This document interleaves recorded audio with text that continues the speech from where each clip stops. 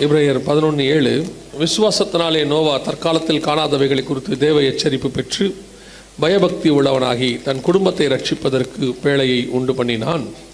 அதனாலே அவன் உலகம் ஆக்கினைக்குள்ளானதென்று தீர்த்து விசுவாசத்தில் உண்டாகும் நீதிக்கு சுதந்திரவாளியானான். இந்த காரியத்தை குறித்து நாம் அறிந்திருக்கிறோம். அதாவது நோவாவுடைய காரியங்களை குறித்து அறிந்திருக்கிறோம். பொதுவாக அதிகமாக நோவை குறித்து நாங்கள் தியானிக்கிறோம். காரணம் என்னவென்று சொன்னால் மத்திய 24, 37, 38 ஆண்டவர் சொல்லும் பொழுது நோவாவின் காலத்தில் எப்படி நடந்ததோ அப்படியே மனுஷகுமாரன் வரும் காலத்திலும் நடக்கும். நான் இந்த வசனத்தை ஆராய்ந்த வரைக்கும் எனக்கு தெரிஞ்சதை நான் சொல்கிறேன். இந்த நோவாவுடைய சம்பவம் அந்த 5-6 அதிகாரங்கள் 7, 8 வரைக்கும் 9 வரைக்கும் இருக்கும். அதில் நீங்கள் வாசித்து பார்த்தீங்கன்னா இப்போ நாம் நடக்க வேண்டிய வழி, சொல்ல வேண்டிய காரியம், என்ன செய்யணும், இதுக்கப்புறம் என்ன நடக்கும், எல்லா தீர்க்க தரிசனங்களும் வழிமுறைகளும் அதற்கேற்ற காரியங்கள் எல்லாமே அதில் இருக்கும். அது ஒரு மேப் மாதிரி அல்லது ஒரு ஃபார்முலா மாதிரி. அதை நீங்கள் உட்காந்து தியானித்து பார்த்தீங்கன்னா செய்ய வேண்டிய காரியங்களை குறித்து ஆண்டவர் அங்கே தெளிவாய் சொல்லி வைத்திருக்கிறார். இப்போ இந்த வசனத்தை வாசிக்கும் பொழுது நோவா விசுவாசத்தினால் உண்டாகிற அந்த நீதியை சுதந்திரிப்பதற்காக அப்படின்னு இருக்கு. அப்படின்னா என்னென்னா, அவன் அடுத்து வரப்போகிறதான மிக முக்கியமான சுதந்திரம்னா அடுத்து அவன் பிழைக்கு வெளியே வந்து உலகத்தை அவன் சுதந்திரிக்கணும். விசுவாசம் உண்டாகும் நீதினா அது இன்னும் கொஞ்சம் இதையெல்லாம் சுதந்திரவாளி ஆனான் இருக்கு. ஸோ அந்த சக்ஸஸ் அவன் அடைவதற்கு சில காரியங்களை செய்ய வேண்டி இருக்கிறது என்று சொல்லி நாம் பார்க்கிறோம். இப்போது இந்த காரியத்தை வாசிக்கும் பொழுது இதே காலகட்டத்தில் தான் நாமளும் இருக்கிறோம். நோவாவுடைய காலகட்டத்தை போல தான் இப்போ இருக்கிறோம் ஸ்பிரிச்சுவலி. அப்படி இருக்கிற நம்ம சில காரியங்களை செய்தால்தான் நோவாவை போல அடுத்து வரக்கூடியதான ஒரு ஆவிக்குரிய உலகம், ஒரு ஆவிக்குரிய ராஜ்யம் அல்லது பரலோகத்தில் நமக்கு இருக்கிறது 1000 வருஷ அரசாட்சி, இப்படி நிறையா இருக்குது. இதை நாம் சுதந்திரிக்கணும். நாம் ஏதோ இந்த பூமியில் இந்த வாழ்க்கையை வாழ்ந்து போகிறதுக்காக கர்த்தர் நம்மளை அழைத்திருக்கிறார். இதுதான் நம்முடைய டெஸ்டினேஷன் அல்லது முடிவு என்று நீங்கள் நினைப்பீர்களானால் பவுல் சொல்லுகிறார், இம்மைக்காக மாத்திரம் நாம் அதை தேடுகிறவர்களாக இருந்தால் நாம் எப்படிப்பட்டவங்களாக இருப்போமா? பரிதபிக்கப்பட்டவர்களைப் போல இருப்போம் என்று சொல்லப்பட்டிருக்கிறது. அப்போது நாம் இந்த பூமிக்காகவோ பூமிக்குரிய ஆசீர்வாதத்துக்காகவோ மட்டும் கர்த்தரை தேடுகிறவர்கள் அல்ல. அதுவும் இருக்கிறது. நான் எப்பவும் சொல்வேன், ஆண்டவர் சொல்லும் போது இவையும் உங்களுக்கு கூட கொடுக்கப்படும் அப்படின்னு சொல்லியிருக்கிறார். ஆண்டவர் சொல்லும் பொழுது இதையும் சேர்த்து தான் தருவார். ஸோ இது ஒரு விஷயமே கிடையாது. என்னை பொறுத்த வரைக்கும் நான் இயேசுவை ஏற்றுக்கொண்டு ஒரு 33 ஆண்டு காலம் ஆகிவிட்டது. 34வது ஆண்டு காலம். இந்த 34 ஆண்டு காலத்தில் நான் என்ன சொல்வேன் என்று சொன்னால், இயேசு கிறிஸ்து ஒரு நாள் கூட தம்முடைய பிள்ளைகளை கைவிட்டதை நான் பார்த்ததே கிடையாது. என்னை பர்டிகுலராக ஒரு நாள் கூட அவர் என்னை கைவிட்டதை, அவர் விலகினதை, நான் அவரை விட்டு தூரம் போயிருக்கிறேன் எத்தனையோ முறை. ஆனால் ஒரு முறை கூட அவர் என்னை விட்டு தூரம் போனதே கிடையாது. அவர் மீண்டும் அரவணைத்துக் கொள்கிறவராய் தான் இருக்கிறார். அவ்வளவு பத்திரமாய் பாதுகாக்கிற ஒரு தேவன்.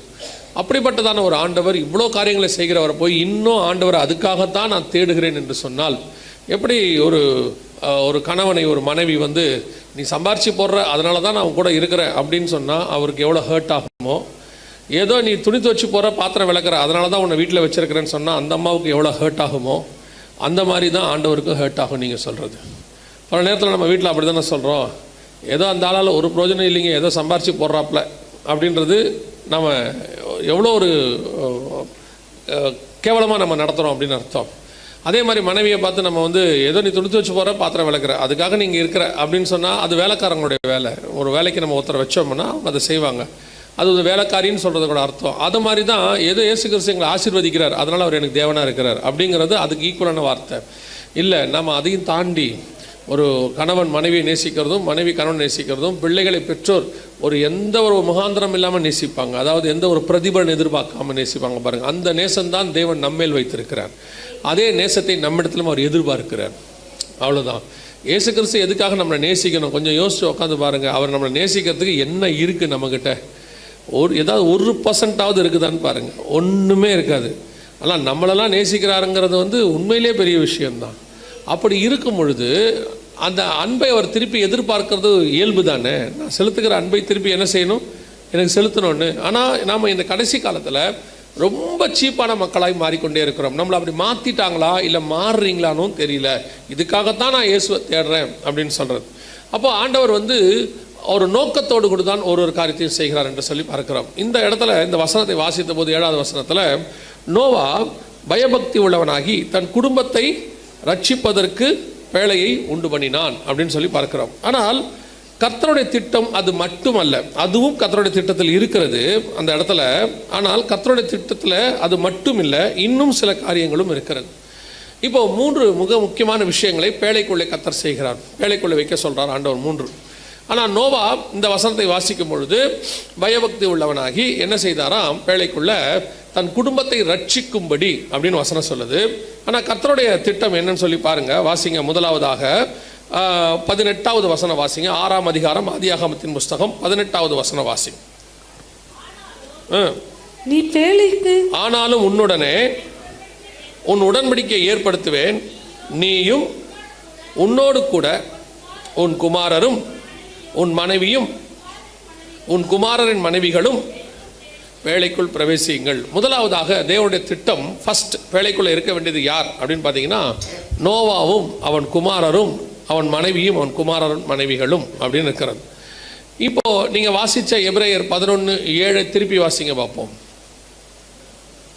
விசுவாசத்தினாலே நோவா தற்காலத்திலே காணாதவைகளை குறித்து தேவ எச்சரிப்பு பெற்று பயபக்தி உள்ளவனாகி தன் குடும்பத்தை ரட்சிப்பதற்கு பேழையை உண்டு பண்ணினான். இதான் கர்த்தர் சொன்னார், நீயும் உன் குமாரரும் உன் மனைவியும் உன் குமாரரின் மனைவிகளும் பேழைக்குள் பிரவேசியுங்கள். இது கர்த்தர் ஃபர்ஸ்ட் சொன்னது. இப்போ கர்த்தர் ஆண்டவர் நோவாவை பார்த்து ஒரு பேழையை உண்டு பண்ண சொல்லிட்டு அதில் ஃபஸ்ட்டு உள்ளே போக சொன்னது இவங்களை பற்றி தான் சொன்னார். இப்போ நோவாவும் அதைத்தான் கரெக்டாக செய்கிறார். வசனம் சொல்லுது, தன் குடும்பத்தை ரட்சிப்பதற்கு ஒரு பேழையை உண்டு பண்ணினான் அப்படின்னு. இது முதலாவதாக பேழைக்குள் இருக்க வேண்டியதான ரொம்ப இம்பார்ட்டண்ட்டான ஒரு விஷயம். இன்றைக்கி நாம் கர்த்தருடைய வருகைக்குள்ளே பிரவேசிக்க போகிறோம். கர்த்தர் நமக்கென்று ஒரு ஸ்தலத்தை ஆயத்தம் பண்ணி கொண்டு இருக்கிறார். கர்த்தர் நம்மளை என்ன செய்கிறாரு, கொண்டு போய் அதில் வைக்க போகிறாரு. நான் எங்கே இருக்கிறேனோ அங்கே உங்களை வைத்துக் கொள்வேன் என்று கர்த்தர் வாக்கு பண்ணியிருக்கிறார். அதில் முதலாவது பிரவேசிக்க வேண்டியவர்கள் யார் அப்படின்னு சொல்லி பார்த்தீங்கன்னா, முதலாவது நாமும் நம்முடைய குடும்பமும் இந்த பேழைக்குள் பிரவேசிக்கிறவர்களாய் காணப்பட வேண்டும். இப்போது இந்த நானும் என் குடும்பமும் பிரவேசிக்கணும். நிறைய பேர் வீட்டில் போனீங்கன்னா அந்த ஒரு வசனம் இருக்கும், நானும் என் வீட்டாருமோ வென்றால் கர்த்தரையே சேவிக்கிறீங்களாங்கிறது தான் கேள்வி. நானும் என் வீட்டாருமோ வென்றால் கர்த்தரையே சேவிப்போம், சேவிக்கிறோமா? இன்றைக்கி கிறிஸ்தவ குடும்பங்களை பற்றி மட்டும்தான் நான் பேசுகிறேன். இன்றைக்கி கிறிஸ்தவ குடும்பங்களில் எத்தனை குடும்பம் சொல்ல முடியும் 100% நாங்கள் வருகையில் போவோம், நானும் என் குடும்பமும் என் பிள்ளைகளும் நாங்கள் கண்டிப்பாக போவோம் அப்படிங்கிற ஒரு நிச்சயம் எத்தனை பேருக்கு இருக்கிறதுன்றது பார்க்கணும். இந்த காலகட்டத்தை கடைசி ஒரு 20 வருஷத்தை எடுத்து பார்க்கும் பொழுது அநேக குடும்பங்கள், ஒரு பக்கம் குடும்பங்கள் உடைகிறது, குடும்பத்தை ஒரு பக்கம் பிசாசு என்ன செஞ்சுக்கிட்டு இருக்கிறான், உடைச்சிக்கிட்டு இருக்கிறான். இன்னொரு பக்கம் பெற்றோருக்கும் பிள்ளைகளுக்கும் நடுவில் மிகப்பெரிய கேப், கேட்டாதுக்கு பேர் ஜென்ரேஷன் கேப், என்னென்னமோ சொல்கிறாங்க, பெரிய கேப். இப்போ அந்த பிள்ளைகள் கிறிஸ்துவுக்குள்ளே வருவார்களா, பேழைக்குள்ளே வருவார்களா? பட் இவங்க எல்லாருமே கிறிஸ்டியன் தான், இதான் இங்கே இம்பார்ட்டன்ட். இவங்க எல்லாருமே கிறிஸ்தவர்கள் தான். இன்னும் சொல்ல போனால் இவர்கள் ஆலயத்துக்கு கூட ஒன்றாய் வருவார்கள். ஆலயத்தில் வந்து ஒரு குடும்பம் 4 பேர் இருக்கிறீங்கன்னு வச்சுக்கோங்களேன், கணவன் மனைவி 2 பிள்ளைகள், நான் ஒரு அப்ராக்சிமேட்டாக சொல்கிறேன், 4 பேர் இருக்கீங்கன்னு வச்சுக்கோங்களேன். இந்த 4 பேரும் ஒரு ஒன்னஸோட ஒரே மனதோடு கூட ஆலயத்தில் உட்கார முடியுதா? உங்களால் வந்து உட்கார முடியுதா? அல்லது ஒரே மனதோடு கூட உங்களால் குடும்பத்தை இன்றைக்கி நடத்த முடியுதா? அதான் ரொம்ப ஃபஸ்ட். இன்றைக்கி சகோதரர் வந்து ரொம்ப அழகாக சொன்னார், நீங்கள் ஜெபிக்கிறீங்க போய் அடுத்து சுவிசேஷன் சொல்லணும், அதுக்கு முன்னாடி ஃபஸ்ட்டு செய்ய வேண்டிய ஃபஸ்ட்டு ப்ரிஃபரன்ஸ் உங்கள் குடும்பத்தை நீங்கள் ஆயத்தம் பண்ண வேண்டும். நீங்கள் போய் எனக்கு நான் பார்க்குற 2 விஷயம் இருக்குது. ஒன்று, ஒரு குரூப் இருக்குது, நல்லா ஊழியம் கூட பண்ணுது, நல்லா ஊழியம் பண்ணுது, ஆனால் அவர்கள் குடும்பத்தை பார்த்தீங்கன்னா பிரச்சனையில் இருக்குது. அந்த குடும்பம் பரலோகத்துக்கு வருமாங்கிறது பிரச்சனையாக இருக்குது. பார்க்கும் பொழுது அவர்களுக்குள்ள என்ன இருக்குது அப்படின்னு கேட்டிங்கன்னா, கிறிஸ்துவுக்கு உண்டான அந்த ஐக்கியம் என்பது இப்போ இல்லாமல் போய் கொண்டிருக்கிறது. அதான் எங்கள் பிரச்சனை. அது கணவன் மனைவிக்குள்ளேயோ அல்லது பிள்ளைகள் பெற்றோருக்குள்ளேயோ ஒரு ஐக்கியம். ஏன்னா இந்த வசனத்தை வாசிக்கும் பொழுது எனக்கு ரொம்ப ஆச்சரியமாக இருந்துச்சு. என்ன அப்படின்னு கேட்டிங்கன்னா, நோவாவுக்கு கர்த்தர் ஒரு தரிசனம் கொடுக்குறார். என்ன சொல்கிறாருன்னா, அந்த வசனத்தை நீங்கள் வாசிங்க இல்லையா, தற்காலத்தில் காணாதவைகளை குறித்து தேவ எச்சரிப்பு பெற்று. இப்போ ஆண்டவர் என்ன சொல்லியிருப்பார் நோவா கிட்ட, எப்பா இன்னொரு வருஷம் சொல்லியிருக்க மாட்டார், இன்னும் சில கொஞ்ச நாளில் உலகம் அழிய போது நீ ஒரு பேழையை உண்டு பண்ணு, அது சொல்கிறாரு, இங்கே சொல்கிறாரு, ஜலத்தினால் அழிக்க போகிறேன், நீ ஒரு பேழையை உண்டு பண்ணு. இப்படி கர்த்தர் சொல்லி அந்த ஜலப்பிரளயம் வர்றதுக்கு இடைப்பட்ட காலம் எவ்வளோன்னு பார்த்தீங்கன்னா ஏறக்குறைய 100 வருஷம், ஏறக்குறைய 100 வருஷம். நீங்கள் அந்த 5ஆம் அதிகாரம் கடைசி வசனம் வாசிங்க பார்ப்போம். ஆதியாகமம் 5 கடைசி. நோவா 500 வயதான போது சேம், காம், யாபேத் என்பவர்களை பெற்றான். 7ஆம் அதிகாரம் 11ஆம் வசனம். நோவாவுக்கு 600ஆம் வயதாகும் வருஷம் 2ஆம் மாதம் 17ஆம் தேதியாகிய அந்நாளிலே மகா ஆழத்தின் ஊற்று கண்கள் எல்லாம் பிளந்தன, வானத்தின் மதகுகளும் திறவுண்டன. ஏறக்குறைய கர்த்தர் நோவா கிட்ட ஃபர்ஸ்ட் தரிசனமாகி பேச ஆரம்பிச்சு ஜலப்பிரளயம் வரத்துக்கு 100 வருஷம், சில வேத வல்லுநர்கள் 120 வருஷம் அப்படின்னு சொல்றாங்க. ஏறக்குறைய 100லேருந்து 120க்குள்ளன்னு வச்சுக்கோங்களேன். ஒரு தரிசனம் கிடைக்குது நோவாவுக்கு. ஆண்டவர் பேசுறார். என்ன சொல்றாரு? உலகமே அழிய போது, ஒரு பேழையை உண்டு பண்ணு. இந்த தரிசனத்தை நோவாவால தன் மனைவிக்குள்ள கொண்டு போக முடிஞ்சிச்சு பாருங்க 100 வருஷமா. இன்னைக்கு நீங்க ஒரு தரிசனத்தை உங்களுடையதான பார்ட்னர், கணவன் மனைவிக்குள்ளேயோ மனைவி கணவனுக்குள்ளேயோ கொண்டு போக முடியுதா? உங்களால் அந்த காரியத்தை செய்ய முடியுதான்னு மட்டும் பாருங்க.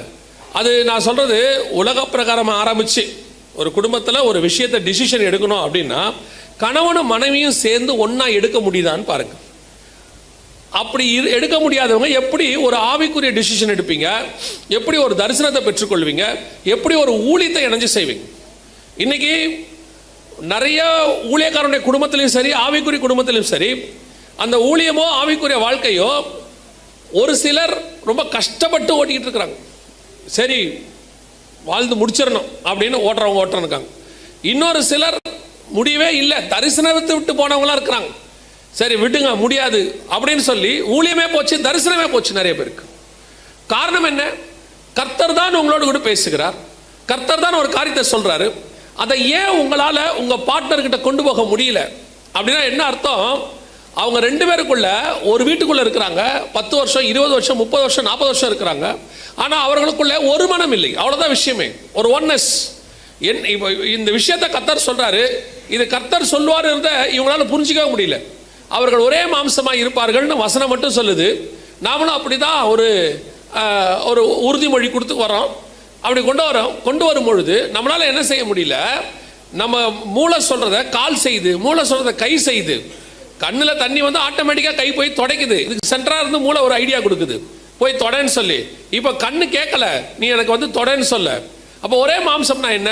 இங்கே நடக்கிறோம் இங்கே நடக்கும், ஒரு அந்த ஒன்னஸ் வருது பாருங்களேன். அப்படி தேவனுடைய திட்டத்திலேயோ அல்லது உலக பிரகாரமாக கர்த்தர் கொடுக்குற ஆலோசனையிலையோ உங்களால் ஒருமனப்பட்டு செயல்பட முடியுதா? ஒன்று டாமினேஷன் இருக்கு. என்ன டாமினேஷன் இருக்கு?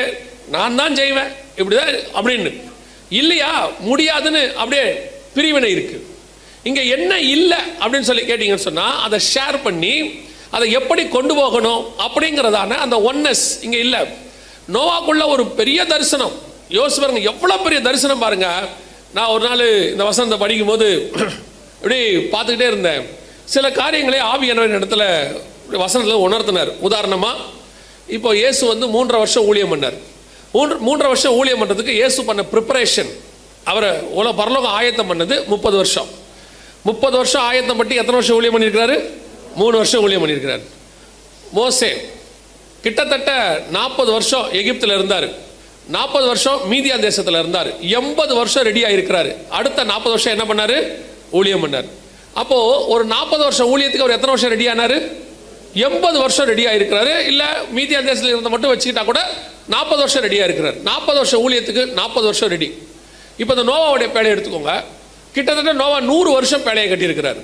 ஆனால் பேழை வேலை பார்த்த நேரம் எவ்வளோன்னு பார்த்தீங்கன்னா, அடுத்து இது 600ஆம் வருஷம் வந்துச்சா, அடுத்த அதிகாரத்தில் வாசிச்சிங்கன்னா 601ஆவது வருஷம் 1ஆம் மாதமே என்ன வந்துருச்சு? நோவா பேழையை விட்டு வெளியே வந்துட்டார்.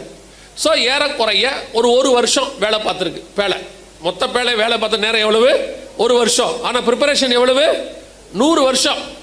100 வருஷம் ப்ரிப்பேர் ஆனால் 1 வருஷம் வேலை. 40 வருஷம் ப்ரிப்பேர் ஆனால் 40 வருஷம் மினிஸ்ட்ரி. 30 வருஷம் ப்ரிப்பேர் ஆனால் 3.5 வருஷம் மினிஸ்ட்ரி. இதை பார்க்கும்போது கொஞ்சம் ஆடாக இருந்துச்சு. ஆடானா கொஞ்சம் என்னது இத்தனை வருஷம் ரெடி ஆனால் தான் இவ்வளோ மினிஸ்ட்ரி பண்ண முடியுமா அப்படின்னு சொல்லிட்டு அப்படி யோசிக்கும் போது இந்த கேள்வி ஒன்று வருதுன்னா அது ஆவியானவர் கொடுக்குறாருன்னு அர்த்தம். இப்படியே யோசிச்சுட்டே இருக்கும்போது ஆவியானவர் சொன்னார், இதை கொஞ்சம் நல்லா கவனிச்சுப்பாரு. இப்போ நோவா அந்த பேழை 1 வருஷம் தான் ஊழியம் பண்ணுச்சு, ஆனால் அந்த ஊழியத்தினோட எஃபெக்டை பாருன்னாரு. நோவா பேழைக்குள்ள இருந்து வெளியே வந்தது தான் அடுத்த 4000 வருஷம் நீங்களும் நானும் பூமியில் இருக்கிறோம். அந்த 1 வருஷம் ஊழியத்தினுடைய எஃபெக்ட் எப்படி? 4000 வருஷம் நம்ம பூமிக்குள்ள மிருகங்கள் நாமெல்லாம் இருக்கிறதுக்கு காரணமே அந்த நோவா பேழை பண்ண 1 வருஷம் ஊழியம். 40 வருஷம் ஊழியம் பண்ணாரு. மோசே. ஆனால் அடுத்த 2000 வருஷம் நியாயப்பிரமாணம் ஊழியத்தால் தான் நடந்துச்சு. அவருக்கு கொடுத்த அந்த பிரமாணம் தான் அடுத்த 2000 வருஷம். இயேசு 3.5 வருஷம் தான் ஊழியமே பண்ணாரு. இப்போ 2000 வருஷமும், அதுக்கு முன்னாடி 2000 வருஷம் பாதாளத்தில் இருந்தவங்களும், அதுக்கப்புறம் இப்போ இயேசுலேருந்து இப்போ வரைக்கும் 2000 வருஷம் நாம் அத்தனை பேரும் மரிக்கிறவர்கள் எல்லோருமே ரட்சிக்கப்படுற எல்லா காரியங்களும் அத்தனையும் அந்த 3 வருஷம் ஊழியத்தில் இயேசு பண்ணது. நாம் எத்தனை வருஷம் ஊழியம் பண்ணுறோங்கிறது முக்கியம் இல்லை, எப்படி பண்ணுறோங்கிறதா முக்கியம். நம்முடைய எஃபெக்ட் எவ்வளோ தூரம் பூமியில் இருக்குங்கிறது தான் முக்கியம். இப்போ யோசிச்சு பாருங்க, இந்த பேழைக்குள்ள 1 வருஷம் தான் அந்த பேழை ரெடி ஆகுது. ரெடி பண்ணுறார் நோவா, உட்காந்து ரெடி பண்ணுறார். ஆனால் அந்த தரிசனம் இருக்குல்ல, அதை அந்த குடும்பத்துக்குள்ள கொண்டு போகிற விஷயம் இருக்குல்ல. இப்போ நோவா போய் சொன்ன உடனே 100 வருஷமா சொல்றீங்க, இப்படி நீங்களும் வருது வருது வருது ஜலப்பிரளயம் வருது வருதுங்கிறீங்க. வருதா? வந்த மாதிரி தெரியலையே, கொஞ்சம் கூட ஒரு சின்ன மழை கூட அடிக்கலையே. அப்படித்தானே நியாயமா கேட்கணும். இன்னைக்கு ஒரு கணவர் ஒரு பிஸ்னஸ் ஆரம்பிக்கிறாரு, ஒரு 2 மாசம் 3 மாசம் அந்த பிஸ்னஸ் கொஞ்சம் டல்லா இருந்துச்சுன்னா மனைவி கேட்கறது என்ன கேட்குறாங்க? என்ன பிஸ்னஸ் பண்றீங்க? ஒன்றும் வரா மாதிரியே தெரியலையே, இப்படியே போயிட்டு இருக்குதே. எங்க அப்பா எல்லாம் அப்படின்னு ஆரம்பிச்சிருவாங்க. அடுத்து எங்க அண்ணன் எல்லாம் அப்படிம்பாங்க. அவங்களுக்கு இருக்கிற சுதாரிப்பே ஜாஸ்தி தான். நீங்களாம் மக்கு முண்டம் பாங்க. ஈசாக்கு பஞ்ச காலத்தில் அந்த ஊர்லயே இருக்கிறானாமா. ஆண்டவர் சொல்றாரு, நீ பஞ்ச காலத்தில் எகிப்துக்கு போகாத, இங்கேயே இருன்னு. இப்போ ஈசாக்கு சொல்றாரு, சரி ஆண்டவரோட இங்க இருக்கிறேன். அது மட்டும் இல்ல, அந்த பஞ்சத்தில் கொண்டு போய் விதைக்கிறாரு. இப்போ அந்த ரெபேக்கால இருந்து என்ன பண்ணிருக்கணும் நியாயமா? இப்போ இருக்க ரெபேக்கா என்ன பண்ணிருக்கோம்? பஞ்ச காலத்தில் இங்க இருக்கிற அதுவே முட்டாள்தனம். அவன் கிளம்பி சவுதி அரேபியா அங்கங்கன்னு ஊழியத்துக்கு போயிட்டு இருக்கிறான். அங்கே கிளம்பி வேலைக்கு போயிட்டு இருக்கிறாங்க. எங்கள் மாமா பையன் ஒருத்தர் துபாயில் வேலை செய்கிறாரு, நீ வேணா அங்கே போறியா தான் கேட்போம். இப்போ இருக்க ரெபேக்கா இல்லையா? யூஸ்வலாக தானே கேட்க போறீங்க. அதை என்னத்தை செய்ய போறிய? நமக்கு ஆலோசனை கொடுக்கறதுல நம்மளை மாதிரி அதிசயமான ஆள் யாருமே இல்லை. நம்மள ஆண்டவருக்கே ஆலோசனை கொடுக்குறாள் அந்த மாதிரி ஆட்கள் இல்லையா? அப்போ அது 10ஆவதுக்கு ஈசாக்கு வர விதை எடுத்துட்டு போறாரு. எங்கேயா போற காலங்கத்தால விதைக்கலான்னு போறேன். அட பைத்தியமே, உடனே ஃபோன் பண்ணி, அம்மா இப்படி ஒரு ஆளை பிடிச்சி என் மண்டையில் கட்டி வச்சிங்களே. உடனே அவங்க அம்மா ஐநா சபை செயலாளர், உடனே அவங்களுக்கு ஒரு ஃபோன் அடிச்சிடுறது. இல்லைன்னா அங்கே ஃபோன் பண்ணி சொன்னோன்னா அவங்க அப்பா கிட்ட சொல்லிடுறது. அவர் உடனே அங்கே ஃபோன் அடிக்கிறார், மாப்பிள்ளை எங்கே போறீங்க? ஒன்றும் கொடுத்த பிறகு எதுக்கு அப்புறம் வீட்டுக்கு ஃபோன் பண்ணுறீங்க? நிறைய ஆட்கள் சேட்டை முடிச்ச ஆட்கள்லாம் இருக்கு. நீங்கள் தான் இந்த குடும்பத்துக்கு வந்துட்டீங்கல்ல, அது இனி உங்கள் குடும்பம் எது? இதானே. அப்புறம் இந்த குடும்பத்தை பற்றி வீட்டுக்கு போய் ஃபோன் பண்ணி கம்ப்ளைண்ட் பண்ணிகிட்டே இருந்தால் என்ன அர்த்தம்? சில அம்மாமார்கள்லாம் இருக்குது. உங்களை சொல்ல, நீங்கள்லாம் தங்கம், நான் பேசுகிறது எல்லாமே சுரண்டைக்கு வெளியேன்னு வச்சுக்கோங்க. நான் சொல்கிறது புரியுதா? நீங்கள் எதுவும் எப்படி நினச்சிடக்கூடாது, லட்சுமிபுரத்தை சொல்கிறார் போல். நான் இதை பற்றி நான் அந்தகாவன் நிக்கோபார் ஐலாண்டுக்கு அந்த பக்கத்தில் உள்ள ஒரு குரூப்பை பற்றி பேசிகிட்டு இருக்கிறேன். சில அம்மாமார்கள்லாம் இருக்குது, எப்போ பார்த்தாலும் கணவர்கிட்ட, எங்கள் அப்பா எங்களை எப்படி வச்சுருந்தார் தெரியுமா? எங்கள் வீட்டில் ராணி மாதிரி நாங்கள் இருந்தோம், 4 பேர் இருந்தோம், 4 பேரும் ராணி. எந்த நாட்டுக்கு நாம் ராணியாக இருந்தோம் சொல்லுங்க? எப்போ பாரு சில நேரங்களில் அந்த ஆள் ஏதோ பாவம் வேலைக்கு போகிறான், கஷ்டப்படுறான், சம்பாதிக்கிறான், கொண்டு வந்து கொடுக்குறான், ஏதோ சரி அந்த ஆளுக்கு இருக்கிற திறமையில அந்த ஆள் ஓடிக்கிட்டு இருக்கான். கொஞ்சம் திறமை குறைவாக கூட இருக்கும். எல்லாரும் ஒரே மாதிரி இருக்கிறோமா? எல்லாரும் ஒரே மாதிரி இருக்குமா? நீங்கள் வந்து உங்கள் அம்மா மாதிரி இருக்கீங்களா? அதை நம்பித்தான் நாங்கள் கல்யாணம் பண்ணுறோம். சரி, மாமியார் ரொம்ப அன்பாக இருக்காங்க, அதே மாதிரி இந்த அம்மா இருக்குன்னு பார்த்தா மாமியாருக்கு ஆப்போசிட்டாக இருக்குது இல்லையா? கொண்டாந்து கல்யாணம் பண்ணி சரியா? அவரோட்ட போட்டு அந்த ஆளை போட்டு சேட்டை பண்ணி ஒரு ஆள் அந்த மாதிரி ஒரு தெரிஞ்ச ஒரு ஆள் அப்படி பண்ணிவிட்டான். இந்த அம்மா எப்போ பார்த்தாலும் எங்கள் அப்பா வீட்டில் இருந்த மாதிரி இல்லை, எங்கள் அப்பா வீட்டில் இருந்த மாதிரி இல்லைன்னு சொல்லிகிட்டே இருந்திருக்கு. ஒரு நாள் கையை பிடிச்சி தரன்னு இழுத்துட்டு போயிட்டான். இழுத்துட்டு போய் அவங்க அப்பாட்ட கேட்டிருக்கான், மாமா நீங்கள் எப்படி வச்சுருந்தீங்க உங்கள் பொண்ணை, நீங்கள் சொல்லுங்கள், நான் அதே மாதிரி வச்சுக்கிறேன். ஏன்னா நான் என்ன பண்ணாலும் இந்த அம்மா என்ன செய்யுது, எங்கள் அப்பா வீட்டில் இருந்த மாதிரி இல்லைன்னு சொல்லுது, நீங்கள் சொல்லுங்கள் நான் வச்சுக்கிறேன் அதே மாதிரினோடனே அவங்க அப்பா சொன்னாராம், போடா பைத்தியக்காரா, இவளை வச்சுக்க முடியாதுன்னு தானே 22 வயசான உடனே யாராவது மாப்பிள்ளை இருந்தால் சொல்லுங்கன்னு ஊரெல்லாம் சொல்லி வச்ச, நீயா தானே வந்து மாட்டிக்கிட்ட, நாங்களாம் வந்து உன்னை கேட்டோம், மரியாதை கூட்டிகிட்டு போ அப்படின்னாராம். அப்போ அவனுக்கு பக்குன்னு ஆகி போச்சான். ஓ, இதுக்கு பின்னாடி இவ்வளோ பெரிய விஷயம் தான் இருக்குது போல அப்படின்ட்டு கிளம்பும் போது மாமனார் திருப்பி கூப்பிட்டாரு, இங்கே வா மாப்பிள்ளை, நான் இவளை கை பிடிச்சி கொடுமா அழுதுனேன், ஞாபகம் இருக்கா உனக்கு அப்படின்னு கேட்டார். ஆமாம் மாமா, பொண்ணை பிரியும் அழுதுங்க. சே நான் இன்னையோட தப்பிச்சேன், இன்னிலேருந்து நீ மாட்டினேன் தாண்டா நான் அழுதேன், உனக்காக தான் அழுதேன் நான் அப்படின்னாரா. 22 வருஷத்துக்கு மேலே அப்பாவே வச்சுக்க மாட்டேங்கிறாரு. மாப்பிள்ளை கிடைக்குமான்னு கேட்டு கொடுத்துட்றாரு. அந்த ஆள் சாவர வரைக்கும் வச்சு பாதுகாக்கிறான். அந்த ஆளை போய் எப்போ பார்த்தாலும் சேட்டை பண்ணிக்கிட்டே இருக்கிறது. ஒரு விஷயத்தை வந்தால் சொல்கிறாருன்னா முதல்ல காது கொடுத்து கேளுங்க, என்ன சொல்கிறாருன்னு கேளுங்க. நீங்கள் படித்தவங்க தான், இல்லைன்னு சொல்லலை, நீங்கள் ஆலோசனை சொல்லலாம், அதை யாரும் சொல்லலை. கர்த்தருடைய தரிசனம் அந்த ஆள்கிட்ட இருக்குல்ல, கர்த்தர் ஏதோ ஒன்று வெளிப்படுத்துவார்ல. நான் இந்த பிரதர் வீட்டில் தங்கியிருக்கிறேன், எனக்கு ரொம்ப ஆச்சரியமாக இருந்துச்சு அவர் சொன்னதை. இப்போ நான் நேற்று கூட தம்பிங்கிட்ட சொல்லிட்டு போனேன், அது எப்படி அப்படின்னு எனக்கு புரியலன்னு. அவர் ஆசைப்பட்டது போலீஸ் ஆக்கணும்னு சொல்லி, ஆனால் பார்க்குறது விவசாயம். பொதுவாக நம்ம என்ன பண்ணுவோம், விவசாயத்துலேருந்து போலீஸுக்கு போவோம். அவர் போலீஸ்லேருந்து விவசாயத்துக்கு வர்றாரு.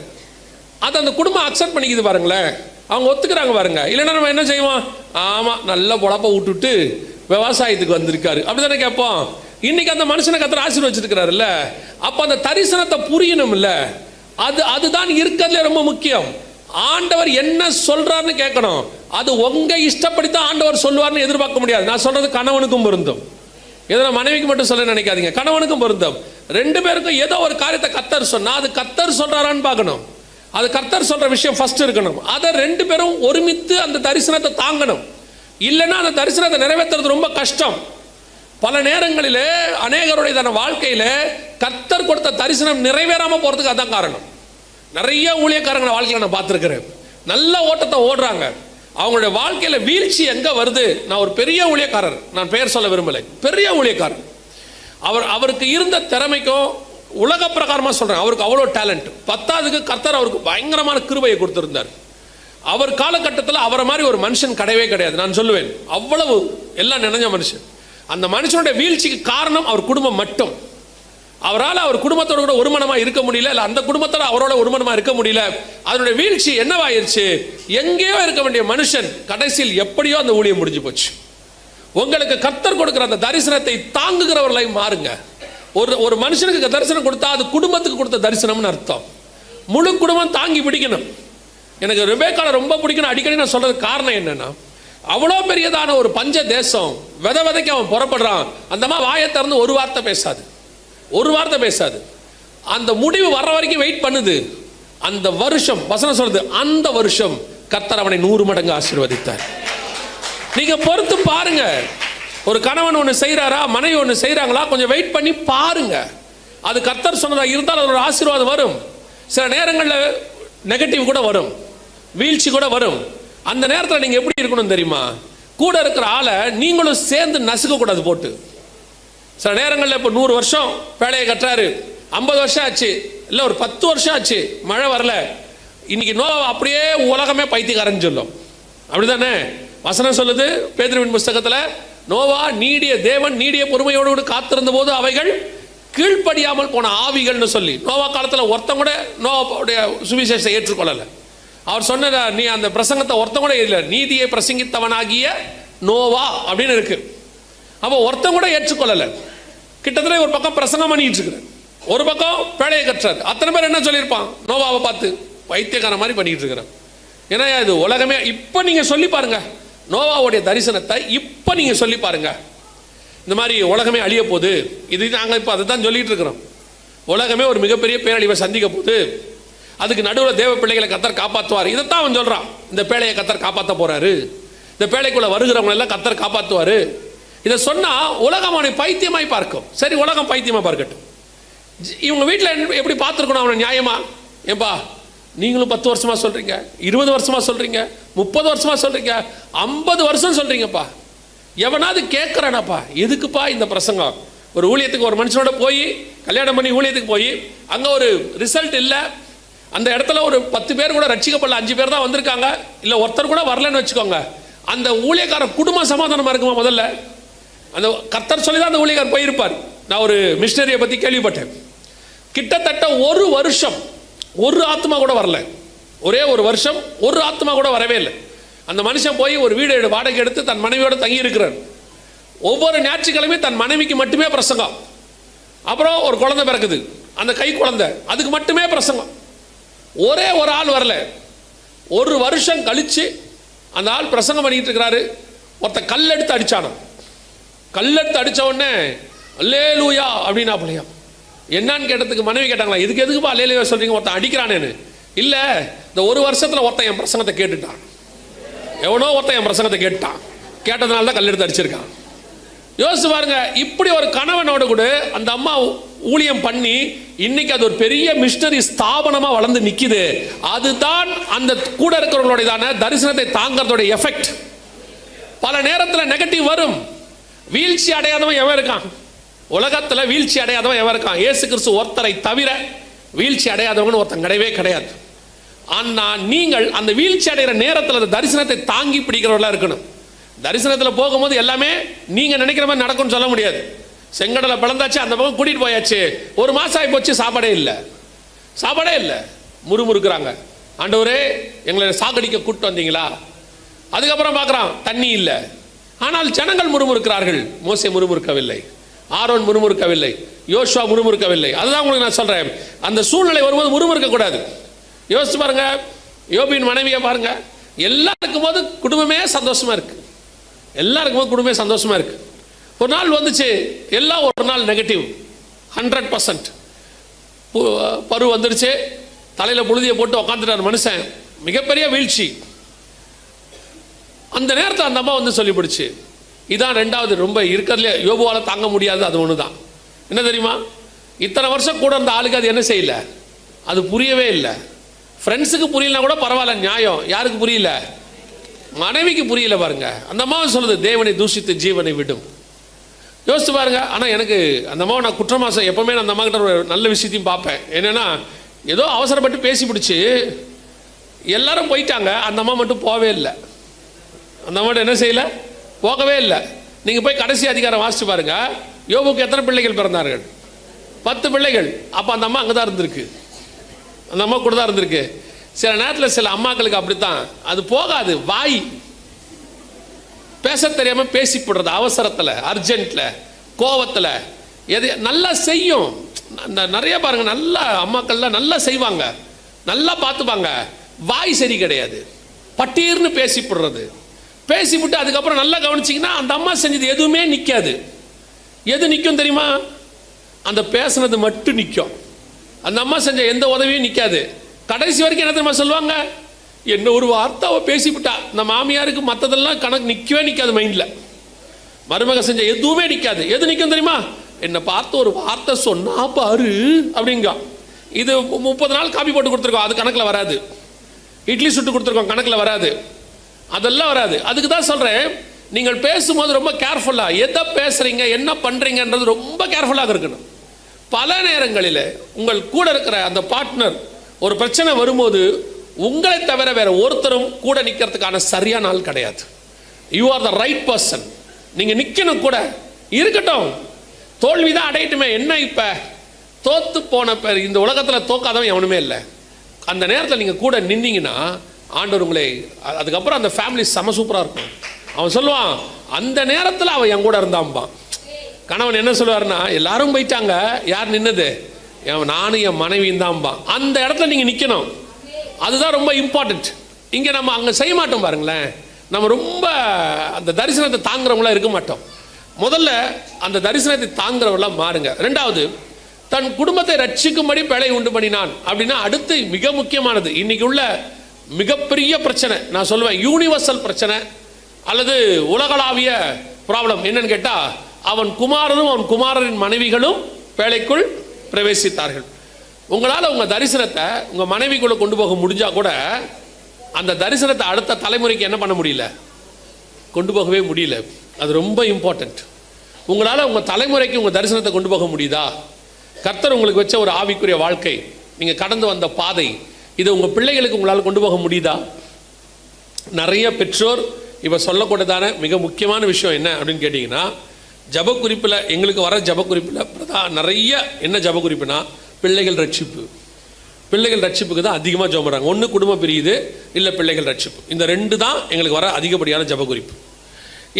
என்ன காரணம் அப்படின்னு கேட்டிங்கன்னா, இப்போ நோவாவுக்குள்ள அந்த தரிசனம் யாருக்குள்ளே வரல, யாருக்குள்ளே வந்துருச்சு? அவங்க பிள்ளைகளுக்குள்ளே வந்துருச்சு. ஆனால் மோசேக்குள்ள தரிசனம் அவங்க குடும்பத்துக்குள்ளே வரல. எல்லாம் எங்கே பாருங்க, என்ன பாருங்க, மோசே கிட்ட இருந்த தரிசனம் யாருக்குள்ளே வரல? அவன் சந்ததிக்குள்ளே வரல. அதே மாதிரி சாமுவேல் மாதிரி அவங்க பசங்க இல்லை, ஏலி மாதிரி அவங்க பசங்க இல்லை, தாவீது மாதிரி அவங்க பசங்க இல்லை. அப்படின்னா என்ன அர்த்தம்? இவங்க எல்லாருமே பரிசுத்தவான்கள், இவங்க எல்லாம் தரிசனம் உள்ளவர்கள், இவங்கெல்லாம் கர்த்தரால் அழைக்கப்பட்டவர்கள். ஆனால் இவங்களுக்குள்ள இருக்கிற தரிசனம் யாருக்குள்ள வரல? அடுத்த தலைமுறைக்குள்ள வரல. இதில் ஒரு குரூப் இப்படி இருக்கு. எந்த குரூப் தெரியுமா? இது கொஞ்சமா இருப்போம், ஆனால் இப்படி ஒரு குரூப் இருக்கு. எந்த குரூப்னா, இந்த எசேக்கியா ராஜா மாதிரி ஒரு குரூப் இருக்கு. எசேக்கியா ராஜா கிட்ட ஆண்டவர் சொல்லுவார், நீ இப்படி பாபிலோன்காரங்களாம் சுற்றி வந்து காட்டின உன் தேசம் இந்த மாதிரி சிறைப்பட்டு போகும் அப்படின்னு. அவன் ரொம்ப துக்கமாவான். ஐயோ அப்படின்னு உடனே ஆண்டவர் சொல்லுவார், சரி உன் காலத்தில் நடக்காது, உன் பிள்ளைகள் காலத்தில் நடக்கும். உடனே ராஜா சொல்லுவான், என் காலத்தில் நடக்காமல் இருந்தால் சரி. இப்படி ஒரு குரூப் இருக்குது. இப்போ கொஞ்சம் இந்த கடைசி காலத்தில் அன்பு தணிந்து போகணும் இருக்குல்ல, அந்த தணிந்து போன அன்புல ஒரு குரூப் என்னன்னா, தாய் தகப்பனுடைய அன்பு தணிஞ்சு போச்சு. பிள்ளைகள் எக்கடு கேட்டாலும் பரவாயில்ல, பிள்ளைகள் எக்கடு கேட்டாலும் பரவாயில்ல, நம்ம நல்லா சந்தோஷமா ஜாலியா இருந்துட்டு போயிடணும் அப்படின்னு இருக்கு. இப்போ இருக்கான்னு கேட்குறீங்களா?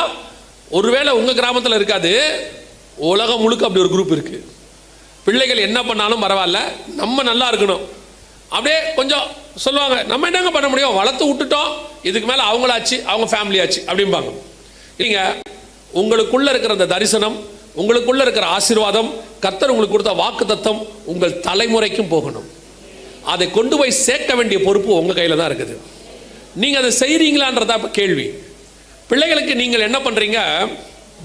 நல்ல படிப்பு கொடுக்குறீங்க, சொத்து வாங்கி கொடுக்குறீங்க, அப்புறம் அவங்களுக்கு ஒரு நல்ல எதிர்காலம் ரெடி பண்ணணும்னு சொல்லி நல்ல படிக்க வச்சு மாப்பிள்ளை பார்த்து பொண்ணு பார்த்து பண்ணி வைக்கிறீங்க. ஆனால் உண்மையில நீங்கள் கொடுக்க வேண்டியது என்ன தெரியுமா? நீங்கள் இந்த ஆசீர்வாதமாக இருக்கீங்களே, அதுக்கு காரணமான இயேசுவை தான் உங்கள் பிள்ளைகளுக்கு நீங்கள் ஃபர்ஸ்ட் கொடுத்துருக்கணும்.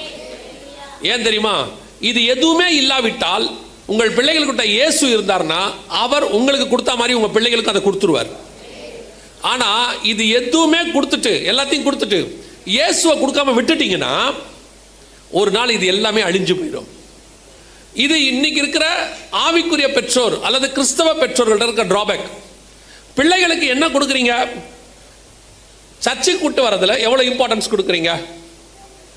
ஞாயிற்றுக்கிழமை ஒரு கிளாஸ், ஸ்பெஷல் கிளாஸ்னா தேவையில்லை, நான் ஸ்கூலுக்கு போல அல்லது காலேஜுக்கு போல அல்லது எக்ஸாமுக்கு போல சர்ச்சுக்கு தான் போவேன்னு கரெக்டாக சொல்ற பெற்றோர் எத்தனை பேர்? நீங்க எத்தனை பெற்றோர் சொல்லுவீங்க? உங்களுக்கு பிசாசு சோதனையை வைக்கிறான், கர்த்தர் அனுமதிக்கிறார் அந்த சோதனையை. எக்ஸாம் சண்டே தான் வைக்கிறாங்க. இப்ப 6 நாள் இருக்கு, 6 நாள்ல முக்கியமான எக்ஸாம்ஸ் எல்லாம் பாருங்க சண்டே வைக்கிறான். அதுக்கு அவன் ஒரு காரணம் சொல்றான். உங்களுக்கு 6 நாள் இருக்கு, அவன் 6 நாள் வைக்கிறது இல்லை. இது உங்களுக்கு வைக்கப்பட்ட விசுவாச சோதனை. சர்ச்சா எக்ஸாமா?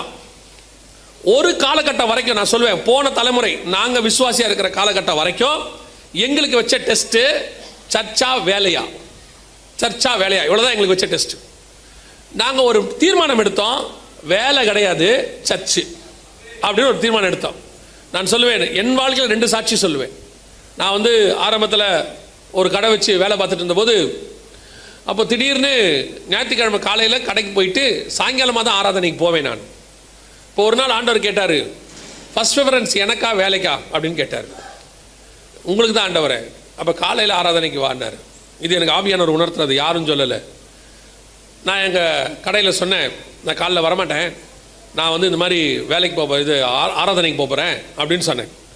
உடனே என் கூட இருந்தவங்களாம் சொன்னாங்க, பைத்தியக்கார மாதிரி பார்க்காத, இந்த கடையை கர்த்தர் தானே உனக்கு ஆசீர்வதிச்சு கொடுத்தாரு, அது நீ பத்திரமா பார்க்கணுமா இல்லையா? நம்ம ஆட்கள் அப்படி ஞானமாக பேசுவான், நம்ம ஆண்டவர் அதை விட ஞானமாக பேசுவார். அவர் சொன்னார், என்ன ஈசாக்கா நான் தானே கொடுத்தேன், ஆமாம் நான் தானே கேட்டேன், தருவியா தர மாட்டியா? நான் ஆசீர்வதிச்சு கொடுத்த கடையாகவே இருக்கட்டும், இப்போ கடையா நானா? ஒரு நாள் சொல்லிட்டேன், இன்னிலேருந்து வரமாட்டேன் காலையில். இப்போ எல்லாருமே சொன்ன வார்த்தை, நீ உன் பிஸ்னஸ் நாசமாக போக போகுது. எவனாவது பிஸ்னஸை விட்டு இப்படி போவானா? நான் போனேன். நான் சொல்லுவேன், என் வாழ்க்கையில் அந்த அந்த ஒரு தீர்மானம் நான் நம்புகிறேன், பரலோகம் எனக்கு வச்ச டெஸ்ட்டுன்னு நான் நம்புகிறேன். அன்னைக்கு எடுத்த தீர்மானம், ஒரு நாள் இனி எனக்கு வேலை இல்லை, நான் சபைதான் தீர்மானம் எடுத்தேன். இன்னைக்கு கர்த்தருடைய கிருபையினால 7 நாளும் சபைக்கு போவதுக்கு கர்த்தர் எனக்கு கிருபை தந்திருக்கிறார். ஏதாவது ஒரு இடத்துல கர்த்தர் என்னை நிற்க வைக்கிறார். 2வது டெஸ்ட். அதுக்கப்புறம் எனக்கு வெளிநாட்டில் ஒரு வேலை கிடச்சிச்சு. வெளிநாட்டில் ஒரு வேலை கிடச்ச உடனே அங்கே போனோம். கிட்டத்தட்ட 1 மாதம் வேலையே கிடைக்கல. கிடைக்குன்னு சொல்லி கூப்பிட்டு போனாங்க, வேலை கிடைக்கல. கடைசியாக ஒரு வேலை கிடச்சிச்சு. அந்த வேலைக்கு போன உடனே அந்த இன்டர்வியூவில் அவர் கேட்குறாரு, வெரி இம்பார்ட்டன்ட்ப்பா, எங்களுக்கு சண்டே ஒர்க் பண்ணணும் அப்படின்னாரு. அவர் சொன்னது. ஏன்னா இது டூரிஸ்ட் ஸ்பாட்டு, இங்கே சண்டே தான் கூட்டம் நிறையா இருக்கும், நீ சண்டே யூ மஸ்ட் ஒர்க் அப்படின்னாரு. நான் சொன்னேன், சாரி சார், சண்டே ஒர்க் பண்ண முடியாது. இல்லை, நான் வேணால் 6 நாள் ஒர்க் பண்ணுறேன், ஓவர் ஷிஃப்ட் கூட பண்ணுவேன், சண்டே ஒர்க் பண்ண மாட்டேன் அப்படி. உடனே அவர் அப்போ வேலை இல்லை பண்ணார். ஓகே சார், தேங்க்யூன்னு. ஆனால் அவர் வந்து தமிழர். இப்போ அவர் போகும்போது கேட்டார், அப்படி உனக்கு என்ன சண்டேல இம்பார்ட்டண்ட்டான வேலை இருக்குது அப்படின்னாரு.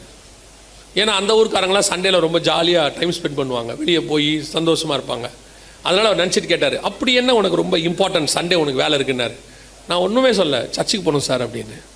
பெரிய விஷயம், அந்த ஊரில் யாரும் சர்ச்சுக்கு போக மாட்டாங்க, அவங்களாம் சர்ச்சுக்கே போக மாட்டாங்க, அவங்களாம் கிறிஸ்தவ நாடு அது, ஆனால் சர்ச்சுக்கே போகாத நாடு. அப்போ அவர் சொன்னார், சர்ச்சுக்கு போகணுமா, சர்ச்சுக்காகவா ஞாயிற்றுக்கிழமை லீவ் கேட்குறேன்னாரு. ஆமான்னு. அவருக்கு என்ன ஆண்டவர் பேசினார் தெரில, கர்த்தர் சொல்வார்ல, ராஜாவின் கண்களில் தயவு கிடைத்தது, அந்த மாதிரி அவர் சரிப்பா லீவ் எடுத்துக்கோன்ட்டார். ஆனால் 6 நாளும் காலைல 6 மணிலேருந்து நைட்டு 10 மணி வரைக்கும் வேலை வாங்குவார். வேலை நடக்கும்னா, ஆனால் ஞாயிற்றுக்கிழமை லீவ் கொடுத்துருவாங்க. நான் சொல்லுவேன், அதை பரலோகம் பார்க்குது நமக்கு. நீ கொஞ்சத்தில் உண்மையாக இருந்தால் அநேகத்தில் கர்த்தர் அதிபதியாய் வைப்பார். நமக்கு என்ன தெரியுமா, அதெல்லாம் கரெக்ட் தான், அதெல்லாம் என் பிள்ளைகிட்ட நான் சொல்லிட்டேன், நான் சண்டே ஆனால் சர்ச்சுக்கு வந்தோம், நீட் எக்ஸாம், ஐயோ அது டாக்டர்ல, ஆண்டவரா டாக்டரா, பதிலே வரல பாருங்க, கஷ்டம். இதான் இன்னைக்கு உள்ள சந்ததி, இதான் இன்னைக்கு உள்ள சந்ததி. போன வாரம் நாங்கள் ஒரு மனுஷனை சந்தித்தோம். அவர் வந்து எங்களை மீட் பண்ணார். அப்போது நாங்கள் ஒரு பைபிள் காலேஜ் கிளாஸ் வச்சுருக்கோம். அந்த கிளாஸில் நாங்கள் சொன்னோம், சில நேரத்தில் வந்து நீங்கள் சண்டேல ஊழியத்துக்கு எங்களோட வர வேண்டியிருக்கோம். அவர் வந்து ஹோட்டல் வச்சுருக்கிறார், ரெஸ்டாரண்ட். அப்போது நான் சொன்னேன், சண்டே நீங்கள் வர வேண்டியிருக்கோம், சண்டே தான் ரெஸ்டாரண்ட் நிறைய நடக்கும், நீங்கள் விட்டுட்டு வருவீங்களா அப்படின்னு கேட்டேன். அவர் சொன்னார், நான் ஏற்கனவே சண்டே மூடி தானே வச்சுருக்கிறேன்னாரு. எனக்கு ஆச்சரியமாயிருச்சு. ஹோட்டல் சண்டே மூடி இருக்கீங்களா? ஆமாம் பாஸ்டர், நான் சண்டே சர்ச்சில் இந்த ஹோட்டல் திறக்க மாட்டேனே, நான் சர்ச்சுக்கு போயிடுவேனே. அது நமக்கு சர்ச்சு தான் முக்கியம்னாரு. இன்னைக்கும் இப்படிப்பட்டதான வைராக்கியம் உள்ள சாட்சிகளை கர்த்தர் வச்சிருக்கிறார். இதுதான் நீங்கள் உங்கள் பிள்ளைகளுக்கு கடத்த வேண்டியது, உங்கள் பிள்ளைகளுக்குள்ள சொல்ல வேண்டியது இந்த விசுவாசம் தான்.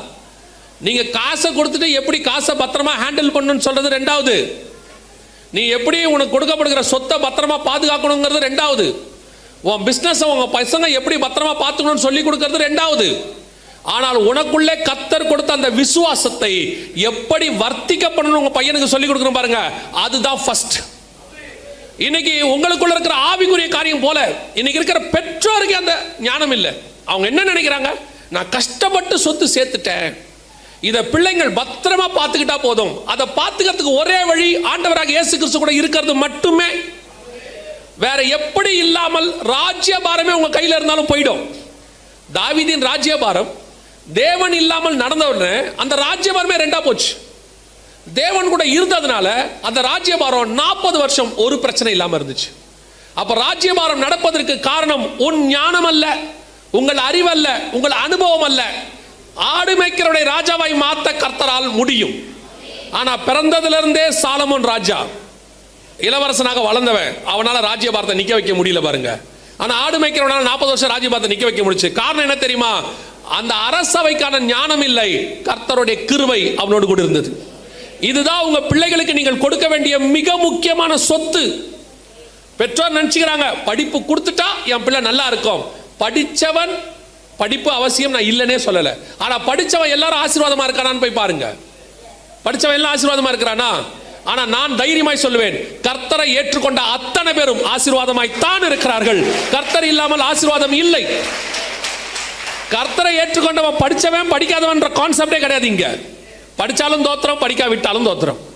அது கர்த்தரை ஏற்றுக்கொள்ளணும். இப்போ சொல்றேன், நீங்க படி உடனே ஒரு பசங்க முடிவெடுத்துறானுங்க, இப்ப வீட்டில் போய் சொல்றானுங்க, அது பிரச்சனை எனக்கு வருது. அவன் என்ன சொல்லிடுறான் தெரியுமா, ஜெகனங்கள் என்ன சொன்னார் பாருங்க, படிக்காட்டியும் தோத்திரம்னு சொல்லியிருக்கிறார். நான் அப்படி சொல்லலை தம்பி, அது வேற பிரச்சனையா இருக்குது. இப்ப நான் படிக்க ஒரு தம்பி என்கிட்ட ஒருத்தர் தள்ளுறான். அவங்க வீட்டில் சொல்றாங்க, அவன் படிக்கவே மாட்டேங்கிறான், எதை கேட்டாலும் வருகை வரப்போகுதுங்கிறான்.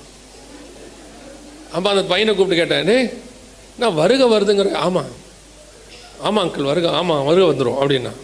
நான் சொன்னேன், வருக வராட்டி என்னடா பண்ணுவேன்? அவிசுவாசமாக பேசாதீங்கன்றான். என்ன நான் சொல்கிறேன், அவிசுவாசமாக பேசாதீங்க, நீங்கள் தானே எப்போ வேணாலும் வருவாருன்றீங்க, எக்ஸாமுக்குள்ளே ஆண்டவர் வந்துடுவார்னு எக்ஸ்பெக்ட் பண்ணிக்கிட்டு இருக்கேன் அப்படின்னு. நான் என்ன சொல்கிறேன், வருக வரும், அரைக்க வேண்டிய மாவை அரைச்சி வைங்க, அதானே செய்கிறீங்க. இப்போ வருக வரும்னு மாவு அரைக்காமையா இருக்கிய, வருக வரும்னு துணி துவைக்காமையா இருக்கும், செய்கிற வேலையை செஞ்சுக்கிட்டே இருப்போம், வந்தால் விட்டுட்டு போயிட்டே இருக்க போகிறோம். படிக்க வேண்டியதாக படிங்க, படிக்க வேணான்னு சொல்லவே இல்லை. ஆனால் படிப்பு ரெண்டாவதாக இருக்கணும், தேவன் தான் ஃபஸ்ட்டாக இருக்கணும். இங்கே ஒரு இடத்துல நீங்கள் என்ன பண்ணிடுறீங்கன்னா, படிப்பு, சொத்து, பணம், ஆசி சம்பாதித்தா ஃபஸ்ட்டுக்கு கொண்டாந்துட்டு தேவனை ஆப்ஷனாக மாற்றிடுறீங்க. பரவாயில்ல, போனால் போய்க்கலாம், இந்த வாட்டி சண்டே போவாட்டி என்ன, ஒன்றும் பிரச்சனை இல்லை. பாஸ்டர் ஒன்றும் சொல்ல மாட்டார், பாஸ்டர் ஒன்றும் சொல்ல மாட்டார், கர்த்தர் சொல்லுவார். நிறைய பேர் யாருக்கு பயப்படுறாங்கன்னா பாஸ்டருக்கு தான் பயப்படுறான். ஸோ முதலாவதாக பேழைக்குள்ளே உங்கள் குடும்பம் இருக்கணும். உங்களுக்கு அந்த அஷூரன்ஸ், என் குடும்பம் கண்டிப்பாய் பரலோகத்துக்கு போகும், வருக வந்தா நானும் என் பிள்ளைகளும் என் மனைவியும் என் கணவனும் கண்டிப்பாய் போவோம். இந்த நிச்சயம் உங்களுக்கு இருந்தால் அதுதான் நீங்கள் பேழைக்குள்ளே பிரவேசிப்பதற்கான ஃபர்ஸ்ட் அடையாளம். இருக்கான்றதை நிச்சயம் பண்ணுங்க. அப்ப என்ன பண்ணணும், உங்க ஆவிக்குரிய விஷயத்தை பத்தி கொஞ்சம் தியானிக்கணும். உட்காந்து உங்க குடும்பத்தை பத்தி ஒரு டெய்லி ஃபேமிலி பிரேயர், ஒரு குடும்ப ஜபம் ஒன்று இருக்கணும். ஒரு அதிகாரத்தை வாசிச்சு, அதாவது சில நேரங்களில் நான் சொல்லுவேன், இந்த ஆவிக்குரிய வாழ்க்கைக்கு வந்த உடனே, நல்ல ஆவிக்குரிய வாழ்க்கைக்கு வந்த உடனே பாரம்பரிய சபையார்னா நீங்கள் சொல்லுவோம்ல, சிஎஸ்ஐக்காரங்களை பார்த்து பாரம்பரிய சபையார், அந்த சபையார் இப்படிலாம் சொல்கிறோம்ல. ஆனால் அவங்ககிட்ட இருக்கிற நல்ல பழக்கங்கள் எல்லாத்தையும் நீங்கள் விட்டீங்க விசுவாசங்கிற பேரில். போய் சிஎஸ்ஐ குடும்பங்களில் போய் பாருங்கள், இப்போ இருக்கான்னு தெரியாது எனக்கு, நான் சொல்கிறது முன்னாடி. குடும்ப ஜபம்னு ஒன்று கண்டிப்பாக இருக்கும், வீட்டில் கம்பல்சரி இருக்கும். சாயங்காலத்தில் ஒரு 7:30-8 மணிக்கு மேலே உட்காந்து கணவன் மனைவி பிள்ளைகளாக சாப்பிட்றதுக்கு முன்னாடி உட்காந்து ஒரு அதிகாரம், சங்கீதம், நீதிமொழிகள் தான் ஒன்று வாசித்துட்டு 2 பாட்டு பாடி ஒரு ஜெபம் பண்ணிவிட்டு அதுக்கப்புறம் தான் சாப்பிடுவாங்க. இன்றைக்கி உங்கள் வீடுகள் அது இருக்குதா? குடும்ப ஜபம் ஒன்று இருக்குதா? நடக்குதா குடும்ப ஜபம்? கேட்டால் நீங்கள் சொல்கிற காரணம் என்ன?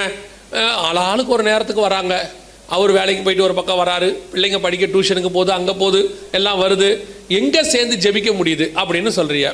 இதை ஒரு நியாயமான காரணம்னு எடுத்துக்கிட்டா, அப்படி நீங்கள் சொல்கிறத நியாயமான காரணமாக நான் எடுத்துக்கிட்டேன்னு வச்சுக்கோங்களேன். இப்போ யாரோ ஒருத்தர் கல்யாணத்துக்கு கூப்பிட்றான், சாயங்காலமாக வாங்கன்னு, நீங்கள் அந்த கல்யாணக்காரத்தை சொல்கிறீங்களா? எங்கெங்க வர முடியும், அவர் ஒரு நேரத்தில் வேலைக்கு போயிட்டு வருவார், பிள்ளைங்க டியூஷனுக்கு போயிட்டு வருது, அப்படிலாம் எங்களால் வர முடியாதுங்க சொல்கிறீங்களா? குடும்பமே போகிறீங்களா இல்லையா? எப்படி பிளான் பண்ணுறீங்க? பண்ணுறீங்களா இல்லையா? சாயங்காலம் ஒரு வேளை கல்யாணம் சாயங்காலம் வச்சா காலையிலேருந்தே பிளானிங் நடக்குது இல்லை? காலைல வீட்டுக்காரர் வெளியே போகும்போதே சொல்லி அனுப்புறீங்கல்ல, சாயங்காலம் சீக்கிரம் வந்துடுங்க, நம்ம கல்யாணத்துக்கு போகணும், அவங்க கோச்சிப்பாங்க, கொஞ்சம் டயத்துக்கு வந்துடுங்க. திருப்பி மதியானம் ஃபோன் பண்ணி ரிமைண்ட் பண்ணுறீங்க, சாயங்காலம் வந்துடுங்க. அப்புறம் சாயங்காலம் ஒரு 4 மணிக்கு மேலே சொல்கிறீங்க, கிளம்பிட்டீங்களா?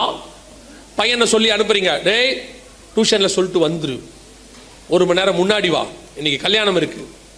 அது பத்தாதுக்கு இதை விட இன்னொன்று நீங்கள் செய்வீங்க, அதான் இருக்கிறதே ரொம்ப மோசம். நைட்டு கல்யாணம் சாயங்காலத்துக்கு போகிறோம்னா காலையிலேருந்து வீட்டில் வெறும் ரசம் தான். ஆமாம் தானே? ரசமும் வாழைத்தண்டு, ரசமும் கீரையும். அவன் கேட்குறான், அப்பாவோ இல்லை கணவனோ இல்லை பையனோ கேட்குறாங்க, என்ன ரசம் வச்சுருங்க? அதான் நைட்டு சாப்பிட போகிறோம்லடா. நைட்டு பிரியாணிக்கு பகல்லே ரசம். இவ்வளோ பிளான் பண்ண முடியுது இல்லை? ஏன் ஃபேமிலி ப்ரேயருக்கு பிளான் பண்ண முடியாது? இப்படின்னு நானே கேட்குறேன்னு கர்த்தர் கேட்பாரா மாட்டாரா? ஒவ்வொரு விஷயத்துக்கும் எவ்வளோ பிளான் பண்ணுறீங்க. ஊருக்கு போகிறதா எவ்வளோ பிளான் பண்ணுறீங்க. எல்லாத்துக்கும் பிளான் பண்ணி டிக்கெட் வாங்கி காரில் அதை பண்ணி இதை பண்ணி ரெடி பண்ண முடியுது. ஏன் தேவ சமூகத்துக்கு போக முடியல? இதெல்லாம் நீங்கள் சொல்கிற காரணங்கள் சால்ஜாப். ஆனால் கர்த்தர் சொல்கிறாரு, நீ ஒவ்வொரு நாளும் தேவ சமூகத்தில் காத்திருக்கணும். அப்போ தான் உங்ககிட்ட இருக்கிற ஆசீர்வாதம் உங்கள் பிள்ளைகளுக்கு போகும். அது அப்போ தான் பேழைக்குள்ளே வரும். சும்மா தசமாங்காணிக்க கொடுத்துட்டு பிரதர் சொன்ன மாதிரி ஏதோ ஒரு மிஷினரிக்கு கொஞ்சம் அனுப்பிட்டு அப்புறம் கொஞ்சம் ஞாயிற்றுக்கிழமை ஆராதனைக்கு வந்துட்டு போயிட்டா என் பிள்ளைகள் ஆசீர்வாதமாக இருப்பாங்களா? இல்லை. எத்தனை கிறிஸ்தவ பிள்ளைகள் அடுத்த தலைமுறையில் ஆசீர்வாதமாக இருக்குன்னு பாருங்க. அதுக்கு மிக முக்கியமான காரியம், உங்களுக்குள்ள இருக்கிற தேவன் அவர்களுக்குள் போகணும், உங்களுக்குள் இருக்கிற தரிசனம் அவர்களுக்குள் போகணும், உங்களுக்குள் இருக்கிற விசுவாசம் அவர்களுக்குள் போகணும். அப்பத்தான் பேழைக்குள்ள முதலாவதாக நீங்கள் சேர்க்கப்பட வேண்டியவர்கள். 2வது, பேழைக்குள்ள ஆண்டவர் எதை சேர்க்க சொல்றாரு பாருங்க. 19வது வசனம் வாசி. ஜலம் 6ஆம் அதிகாரம் ஆதியாகமத்தின் புஸ்தகம் 19வது வசனம். சகலவித மாம்சமான ஜீவன்களிலும் ஆணும் பெண்ணுமாக வகை ஒன்றுக்கு ஒவ்வொரு ஜோடு உன்னுடன் உயிரோடே காக்கப்படுவதற்கு பேழைக்குள்ளே சேர்த்துக்கொள். இப்போ இந்த வசனத்தை வாசிட்டீங்களா? இப்போ திருப்பி எபிரேயர் 11:7 வாசிங்க. விசுவாசத்தினாலே நோவா தற்காலத்திலே காணாதவைகளை குறித்து தேவ எச்சரிப்பு பெற்று பயபக்தியுள்ளவனாகி தன் குடும்பத்தை ரட்சிப்பதற்கு பேழையை உண்டு பண்ணினான். இப்போ நோவாவுக்கு அவனுடைய தரிசனத்தில் யார் மட்டும் இருக்கிறா? நோவாவுடைய தரிசனத்தில் யார் மட்டும் இருக்கிறா? அவன் குடும்பம் மட்டும் இருக்கு. ஆனால் கர்த்தருடைய தரிசனத்தில் யார் இருக்கிறா? பூமியில் உள்ள சகல ஜீவராசிகளும் இருக்கு. இதுதான் நம்ம பேழைக்குள்ள சேர்க்க வேண்டிய ரெண்டாவது விஷயம். இதை பற்றி சகோதரன் பேசினாரு. ஆனாலும் இன்னும் சில விஷயங்களை நான் சொல்கிறேன். இது நீங்கள் சேர்த்து கொள்ள வேண்டிய ரெண்டாவது விஷயம் என்னன்னா, நாம நம்ம குடும்ப பரலோகத்துக்கு போகிறோம். இப்போ இவ்வளோ நேரம் நம்ம கேட்டிருக்கிறோம், ஏற்கனவே ஆயத்தப்பட்டவங்க இருப்பீங்க. ஓகே, நான் பரலோகத்துக்கு போகணும், என் குடும்பத்தை கொண்டு போகணும்னு ஒரு வைராக்கியம் இருக்கும். ஆசைப்படுறவங்க எல்லாரும் இருப்போம். நம்ம யாருமே நாமளோ நம்ம பிள்ளைகளோ நரகத்துக்கு போகணும்னு விரும்பவே மாட்டோம். ஆயத்தமான ஆகாமல் இருக்கும். ஆனால் யாராவது விரும்புவீங்களா நரகத்துக்கு போகணும்னு? எல்லாருக்கும் ஆசை, பிள்ளைகள் எங்கே போனோம்? பரலோகத்துக்கு போகணும்னு இருக்கு. அதுக்கான ஆயத்தம் தான் செய்யாமல் இருப்போமே ஒழிய, ஆனால் ஆசைப்பட்டுக்கிட்டே இருப்போம். இப்போ ஆண்டவர் சொன்னது முதல் பாயிண்ட் என்னது? ஆயத்தப்படு, அதுக்கு ரெடி பண்ணு. ரெண்டாவது, நீங்கள் மட்டும் போனால் போதாது, கர்த்தருடைய தரிசனத்தில் வேற யார் இருக்கிறா? இன்னும் சில ஜீவராசிகளும் இருக்கிறது. அத்தனையும் கொண்டு வந்து சேர்க்கணும் உள்ள. அதுவும் இருக்கு. பொதுவாக நீங்கள் பாருங்க, உங்களுக்கு தெரிஞ்ச வசனம் தான். அந்த வசனத்தை கொஞ்சம் நீங்கள் எடுத்து பாருங்க. அப்போஸ்தலர் நடபடிகள் 1ஆம் அதிகாரம் 8வது வசனத்தை வாசிங்க. பரிசுத்த ஆவி உங்களிடத்தில் வரும்போது, பரிசுத்த ஆவி உங்களிடத்தில் வரும்பொழுது நீங்கள் பலனடைந்து எருசலேமிலும் யூதேயா முழுவதிலும் சமாரியாவிலும் பூமியின் கடைசி பரியந்தமும் எனக்கு சாட்சிகளாய் இருப்பீர்கள் என்றார். ஏன் இவங்க எருசலேமில் மட்டும் சாட்சியா இருக்க கூடாது? ஏன் எருசலேமில் மட்டும் சாட்சியா இருக்க கூடாது? ஆண்டவரே, நீர் இஸ்ரவேலை சுற்றி திரிந்தீர், நாங்க எருசலேமிலும் யூதேயாவிலும் சாட்சியா இருக்கிறோம் அப்படின்னா ஆண்டவர் சொல்வாரு, எனக்கு இந்த மந்தையை சேராத வேறு ஆடுகளும் இருக்கிறார்கள். கர்த்தருடைய திட்டத்தில் நம்ம மட்டும் இல்லை, நம்மளை சேர்த்து இன்னொரு கூட்டமும் இருக்கு கர்த்தருடைய திட்டத்தில். நல்லா புரிஞ்சுக்கோங்க. பரலோகத்திற்கு நீங்களும் உங்கள் குடும்பம் மட்டும் வருவதற்கு ஆண்டவர் பேழையை ஆயத்தம் பண்ணவே இல்லை. உங்களை ரட்சித்ததுக்கு உங்க மூலமா இன்னொரு கூட்டமும் கர்த்தருடைய இதில் இருக்கு. உன்னத பாட்டில் ஒரு வசனம் இருக்கு. நீங்கள் அந்த வசனத்தை வாசிக்கும் போது எப்படி எடுத்துக்கிட்டீங்கன்னு தெரியாது. ஆனால் அந்த பாடும்போது தப்பாக பாடிட்டாங்க. ஆக்சுவலாக வாசித்து பார்த்தீங்கன்னா அந்த வசனம் வந்து வேற மாதிரி இருக்கும். ஒன்றாவது பாட்டு 1:4 வாசிங்க. என்னை இழுத்துக்கொள்ளும் உமக்கு பின்னே ஓடி வருவோம். எப்படி? உமக்கு பின்னே ஓடி வருவோம். வருவோமா வருவேனா? வருவோம். ஆனால் பாட்டு எப்படி இருக்கு? என்னை இழுத்துக்கொள்ளும் ஓடி வந்துடுவேன், அப்படிதானே பாட்டு இருக்கு. ஆனால் வசனம் எப்படி இருக்கு? ஓடி வருவோம். அப்படின்னா என்ன அர்த்தம்னா, கர்த்தருடைய திட்டத்தில் நீங்க மட்டும் இல்லை, உங்களை கூப்பிட்டா ஒரு கூட்டம் பின்னாடி வரணும். அதான் கர்த்தருடைய திட்டம். இது யாருக்கு தெரியும்? மனவாட்டிக்கு நல்லா தெரியும். என்னை கூப்பிடுங்க ஆண்டவரே, ஒரு கூட்டம் பின்னாடி வரும். நீங்கள் ஒரு சமாரிய ஸ்திரியை கூப்பிடுங்க, ஒரு கிராமம் வரும். ஆண்டவர் என்ன பண்ணுவார்? மார்த்தாள்கிட்ட போய் நீ யாரை கூட்டிட்டு வா? மரியாளை கூட்டிட்டு வான்னு. மரியாள் மட்டுமா வந்தா? வசனம் என்ன சொல்லுது? மரியாளும் அவளோடு கூட அழுது கொண்டிருந்தவர்களும் அவள் கல்லறைக்கு போய் அழப்போகிறாள் என்று கருதி அவளுக்கு பின்னால். ஆண்டவருக்கு தெரியும் ஆக்சுவலா அந்த அற்புதம் யாருக்காக நடக்க போகுது? அந்த அற்புதம் யாருக்காக நடக்க போகுது? மார்த்தாளுக்காகவும் இல்லை, மரியாளுக்காகவும் இல்லை, லாசருக்காகவும் இல்லை. ஆண்டவர் தெளிவா சொல்லுவாரு, சுத்தி இருக்கிறவர்கள் விசுவாசிக்கும்படி. பிதாவே, நீர் எனக்கு செவி கொடுக்கிறீர் என்று நான் அறிந்திருக்கிறேன், ஆனாலும் கூடியிருக்கும் ஜனங்கள் விசுவாசிக்கும்படியாக. அப்போனா மரியாதை கூப்பிட்டதுக்கு காரணம் என்ன? இவன் வரணும். மார்த்தால கூப்பிட்டா மார்த்தா தான் வரும், ஆனா மரியாதை கூப்பிட்டா ஒரு கூட்டமே வரும். அப்ப தேவனுடைய திட்டத்தில் என்ன இருக்கு? நீங்கள் மட்டுமல்ல, உங்களுக்கு பின்னால் ஒரு கூட்டம் இருக்கு. அதுதான் கர்த்தருடைய திட்டம். அப்போ நோவாவை பார்த்து பேழையை உண்டு பண்ணுன்னு சொன்னது, அவன் தன் குடும்பத்தை ரட்சிக்கும்படி பேழையை உண்டு பண்ணினான். கர்த்தருடைய திட்டம் என்ன தெரியுமா?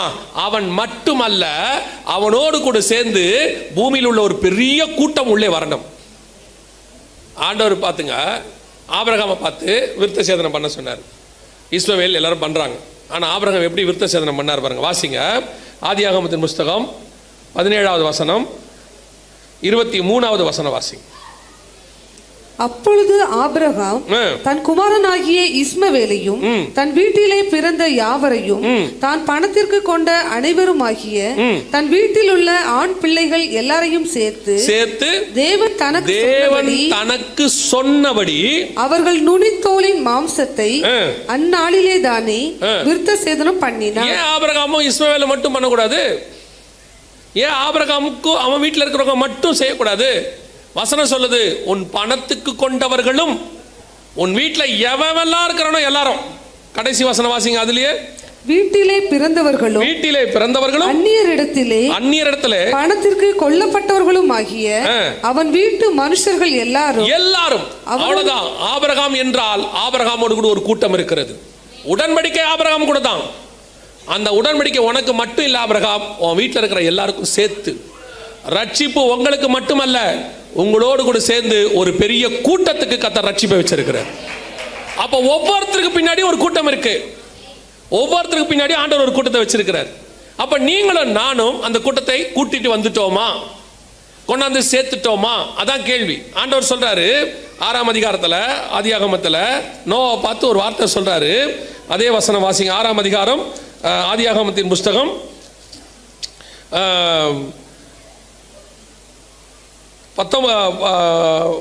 20வது வசனம் வாசிங்க. ஜாதி ஜாதியான பறவைகளிலும் ஜாதி ஜாதியான மிருகங்களிலும் பூமியில் உள்ள சகல ஜாதி ஜாதியான ஊரும் பிராணிகளிலும் வகை ஒன்றுக்கு ஒவ்வொரு ஜோடு உயிரோடே காக்கப்படுவதற்கு உன்னிடத்திலே வர கடவது. வரணும். வந்தா புடிச்சுக்கோலாம் இல்ல, வந்தா புடிச்சுக்கோ, பாரு, சேர்க்க முயற்சி பண்ணு, உன்னிடத்தில் வந்ததை சேர்த்துக்கொள், அப்படிலாம் இல்ல, வர கடவது. மஸ்ட். சுவிசேஷம் நம்மேல் விழுந்த கடமையாயிருக்கிறது. சொல்லாவிட்டால் நமக்கு ஐயோ. இன்னைக்கு நம்ம ஆத்மா மேல இருக்கிற பாரம் நம்மளை சுத்தி இருக்கிற ஆத்மா மேல வருதா? அவங்களுக்கு சுவிசேஷம் சொல்லணும்னு இருக்குதா? நான் என் குடும்பம் நல்லா இருக்கணும். த மோஸ்ட் செல்ஃபிஷ் ஜெனரேஷன் இது. இந்த ஜெனரேஷன் இருக்குல்ல, எல்லாருமே யாருன்னு கேட்டீங்கன்னா செல்ஃபிஷ் ஜெனரேஷன். உலக பிரகாரமாயும் சரி, ஆவிக்குரிய விதத்திலையும் சரி. சில ஆட்கள்லாம் சர்ச்சில் உட்காந்துக்கிட்டு பெரிய மேதாவி மாதிரி பேசுறது. உங்க சர்ச்சில் இல்லை, மேதாவி மாதிரி பேசுறது. அப்படி உட்காந்துருப்பாங்க. நான் உண்டு, என் வேலை உண்டுன்னு தான்ப்பா நான் சர்ச்சில் இருப்பேன். நான் பாட்டுன்னு போவேன், உட்காருவேன், ஆராதனை முடிஞ்சோடனே வீட்டுக்கு வந்துடுவேன். நமக்கு எதுக்கு வம்பு? ஏன் இதே மாதிரி உங்க வீட்டில் சொல்லி பாருங்களேன். இதே மாதிரி சொல்லி பாருங்களேன். என் வீட்டில் நான் உண்டு, என் வேலை உண்டுன்னு இருப்பேன். என் மனைவிக்கு என்ன நடந்தா என்ன, என் பிள்ளைகளுக்கு என்ன நடந்தா என்ன, நான் போவேன், சாப்பிடுவேன், தூங்குவேன், ஏஞ்சி வெளியே போயிடுவேன். அடுத்த கேள்வி கேட்போம், நீ எதுக்குடா அந்த வீட்டுக்கு? கேட்போமா கேட்க மாட்டோமா? அதே கேள்வி சர்ச்சில் கேட்போமா கேட்க மாட்டோமா? நாங்கள் கேட்க மாட்டோம், ஆண்டவர் கேட்பார் கண்டிப்பா. நீ எதுக்கு அப்புறம் அந்த சர்ச்சுக்கு? உன்னால ஆண்டவருக்கு என்ன பிரயோஜனம்? நான் தசமாக காணி கொடுக்குறேன். நீ வாங்கினதுல திருப்பி கொடுத்துருக்க, நீ ஒன்றும் சொந்தமாலாம் கொடுக்கல, சம்பாரிச்சதுல 10ல் 1 கொடுத்துருக்க. அதுவும் புதிய ஏற்பாட்டில் மொத்தமாக கொடுக்க சொன்னார். ஏமாத்தி தெரியுற நீ. சரி போனா போட்டோன்னு விட்டு வச்சிருக்காரு ஆண்டவர். அவனை எப்படி வச்சிருக்காருன்னா, ஏதோ கொடுத்து கொலைகிறானே, விட்டு தொலை, அதையாவது கொடுக்குறானே. நம்ம ஊரில் இங்கிலீஷில் ஒன்று சொல்லுவாங்க, சம்திங் இஸ் பெட்டர் தான் நத்திங்பாங்க. ஏதோ ஒன்று கொடுக்குறானே, விட்டு தொலைடா அப்படின்னு வச்சிருக்காரு. ஏதோ அதை கொடுத்துட்டு அதில் ஒரு பெருமை வேற. நல்லா கரெக்டாக தசமாங்க கொடுக்குறேன். தசமாங்க காணிக்கங்கிறது நீங்க ஆண்டவர்கிட்ட வாங்கின ஆசீர்வாதத்தில் திருப்பி கொடுப்பது. நீங்கள் உங்களை என்ன ஆண்டவருக்கு தந்தீர்கள், என்ன கொடுத்தீர்கள்? வெறும் கையுமா வந்தவங்களை, கோலும் கையுமா வெறும் வந்தவங்களை பெரிய பரிவாரமா மாத்தி இருக்கிறாரு. ஒண்ணுமில்லாத உங்களை கர்த்தர் உருவாக்கி வச்சிருக்கிறாரு. செத்து மண்ணோட மண்ணா இருக்க வேண்டிய நம்மளை கர்த்தர் ஒரு பெரிய விருட்சமா மாத்தி வச்சிருக்கிறாரு. ஆண்டவருக்கு என்ன செஞ்சோம்? ஆண்டவருக்கு என்ன பண்ணோம்? சில ஆட்கள்கிட்ட இருக்கு, அது நமக்கு முன்னாடி உள்ள ஊழியக்காரங்க பண்ண விஷயத்தை இவங்க தப்பா எடுத்துக்கிட்டாங்கன்னு நான் நினைக்கிறேன். இந்த கிதியோன் ஒரு ஏபோத் செய்வாரு, பின்னாட்கள் அது என்னவாய் மாறிற்று? விக்கிரகம் ஆயிடுச்சு. அவர் நல்லதுக்கு தான் செய்வாரு, ஆனா பின்னாடி என்னவாயிருச்சு? இவன் ஆண்டவர் செஞ்சதே தப்பா மாத்தினவன். ஆண்டவர் சொன்னார் வனாந்தரத்துல ஒரு வெங்கல சர்ப்பத்தை என்ன செய்ய, பின்னாடி அவன் என்னவா மாத்திட்டாத, விக்கிரகம் ஆக்கிட்டான்ல. அந்த மாதிரி போன ஜெனரேஷன்ல ஊழியக்காரங்க என்ன சொன்னாங்கன்னா, ஊழியங்களுக்கு ரொம்ப தேவைகள் இருக்கு, அதனால நீங்க மிஷனரிகளுக்கு கொடுங்க, உங்களால் போக முடியாட்டி பரவாயில்ல கொடுங்கன்னு சொன்னாங்க. இவன் என்ன நினைச்சானா, போக முடியாட்டி பரவாயில்லங்கிறத நான் போக மாட்டேன் தரேன்ட்டான். இப்போ அந்த டிஃபரன்ஸ் புரியுதா? இப்போ கொடுத்துட்டா ஊழியம் பண்ணி முடிச்சா மாதிரி இவங்களுக்கெல்லாம் மைண்ட் செட். அதை சில ஸ்தாபனங்கள் பயன்படுத்திக்குது. பரவாயில்ல நீங்கள் கொடுங்க, நாங்கள் பண்ணிக்கிறோம், நீங்கள் மட்டும் எங்களுக்கு கொடுத்துட்டே இருங்க, நாங்கள் பண்ணிக்கிட்டே இருக்கிறோம், நீங்கள் அங்கே சம்பாதிச்சுக்கிட்டே இருங்க, நாங்கள் வாங்கிக்கிறோன்றாங்க. It's a wrong. இது வந்து என்னை பொறுத்த வரைக்கும் ராங். கர்த்தர் பணம் இல்லாமல் உன்னை கேட்கவில்லை. கர்த்தருக்கு தேவை நீங்கள் தான். என்ன பண்ணியிருக்கலாம்? நம்ம மத்தியாயு பார்த்து ஆண்டவர் என்ன சொல்லியிருக்கலாம்? மத்தியாயு சூப்பர்ப்பா, நீ அப்படியே கவர்மெண்ட் வேலை பார்த்துக்கிட்டே இரு, இந்த டாக்ஸ் டிபார்ட்மெண்ட்டை பார்த்துக்க, நான் அப்பப்போ மீட்டிங்க்கு மட்டும் வந்து போயிடு, நாங்கள் எங்கே போனாலும் எங்களுக்கு டாக்ஸ் நீ கட்டிடு, கர்த்தர் உன்னை பல மடங்கு ஆசீர்வதிப்பார். நீ எங்கள் 12 பேருக்கு டாக்ஸ் கட்டினால், 11 பேருக்கு டாக்ஸ் கட்டினால் கர்த்தர் உன்னை ஆசீர்வதிப்பார். பேதுரு, நல்ல மீன் பிடிச்சிட்ட, இந்த மீனை வித்துக்கோ, இன்னும் 2 போட்டை வாங்கி நம்ம எப்பப்பெல்லாம் ஊழியத்துக்கு வரமோ அப்போ போட் சப்ளை பண்ணு, கர்த்தர் உன்னை பல மடங்கு ஆசீர்வதிப்பார். நம்ம சாட்சியில் சொல்லுவோம், ஒரு அருமையான மீனவ சகோதரர் இருக்கிறார் பேதுரு, அவர் நமக்காக போட்டு கொடுத்தார், கட்ட 2 போட்டு கொடுத்தார், இப்பொழுது மீனை கொடுத்திருக்கிறார், இன்னும் ஆசீர்வதிப்பார், அவர் பெரிய மீனவனாய் மாறுவார். ஆண்டவருக்கு தேவை உன் மீன் இல்லை, ஆண்டவருக்கு தேவை உன் போட் இல்லை, நீதான். ஆண்டவருக்கு தேவை நம்ம தான். இன்னைக்கு நம்மளை கொடுக்க இங்க ரெடி இல்லை. எதையாவது ஒன்று அனுப்பி விட்டுட்டு திருப்தி, ஓ பிரைஸ் தி லார்ட், அவ்வளோதான்.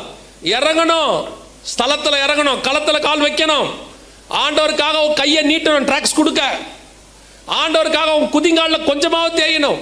அதான் அழகா சொன்னார், நாட் ஒன்லி பிரேயர், முழங்கால் மட்டும் தேயக்கூடாது, குதிங்காலும் தேயணும். ஆண்டவருக்காக நடக்கணும், ஒரு 4 ஆத்மாவுக்கு போய் சுவிசேஷம் சொல்லணும். கடைசி காலம் உன்னோடு கூட சில ஆட்களையும் உன் பேழைக்குள் சேர்த்துக்கொள். வெறும் கையை ஆண்டவரை பார்க்க போகவே முடியாது. 4 பேர் மட்டும் போய் நின்று, நீ யோசிச்சு பாருங்க, உங்களை ஒருத்தர் பெரிய கல்யாணத்துக்கு கூப்பிடுறாரு, நல்ல கல்யாணத்துக்கு போய் பத்திரிக்கையோட போய் நிற்கிறீங்க, நீங்க உங்க பிள்ளைகள் 4 பேர் நிற்கிறீங்க, அவர் போன உடனே அவங்க கையை பார்ப்பாங்களா மாட்டாங்களா? பார்ப்பாங்களா மாட்டாங்களா? நீங்க அப்படியே கையை வைத்து சோத்திரம் பண்ணி பிரைஸ் தி லார்ட் ஹல்லேலூயா அப்படியே சொல்லு, எங்க பந்தி அப்படின்னா அவன் என்ன கேட்பான்? குடும்பத்தை கூட்டிட்டு வெறுங்கையா ஒன்று வந்திருக்கு பேர், உடனே கூட கொஞ்சம் சொல்லுவான், அவன் எப்பவுமே அப்படி தாங்க, குடும்பமாக போய் திங்கத்துக்கு தான் லாய்க்கு, 10 பைசா மொய் எழுத மாட்டான். சொல்லுவாங்களா மாட்டாங்களா? அவன் திருப்பி உங்களுக்கு மொய் எழுதுறான், எழுதலை, அதெல்லாம் நீங்கள் வேறு நோட் வேறு வச்சுருப்பீங்க வீட்டில், இல்லை யார் யார் எவ்வளோ மொய் எழுதுனா என்ன கணக்கு, திருப்பி அதே அவனுக்கு எழுதிடணும், 10 பைசாவோட எக்ஸ்ட்ரா எழுதக்கூடாது.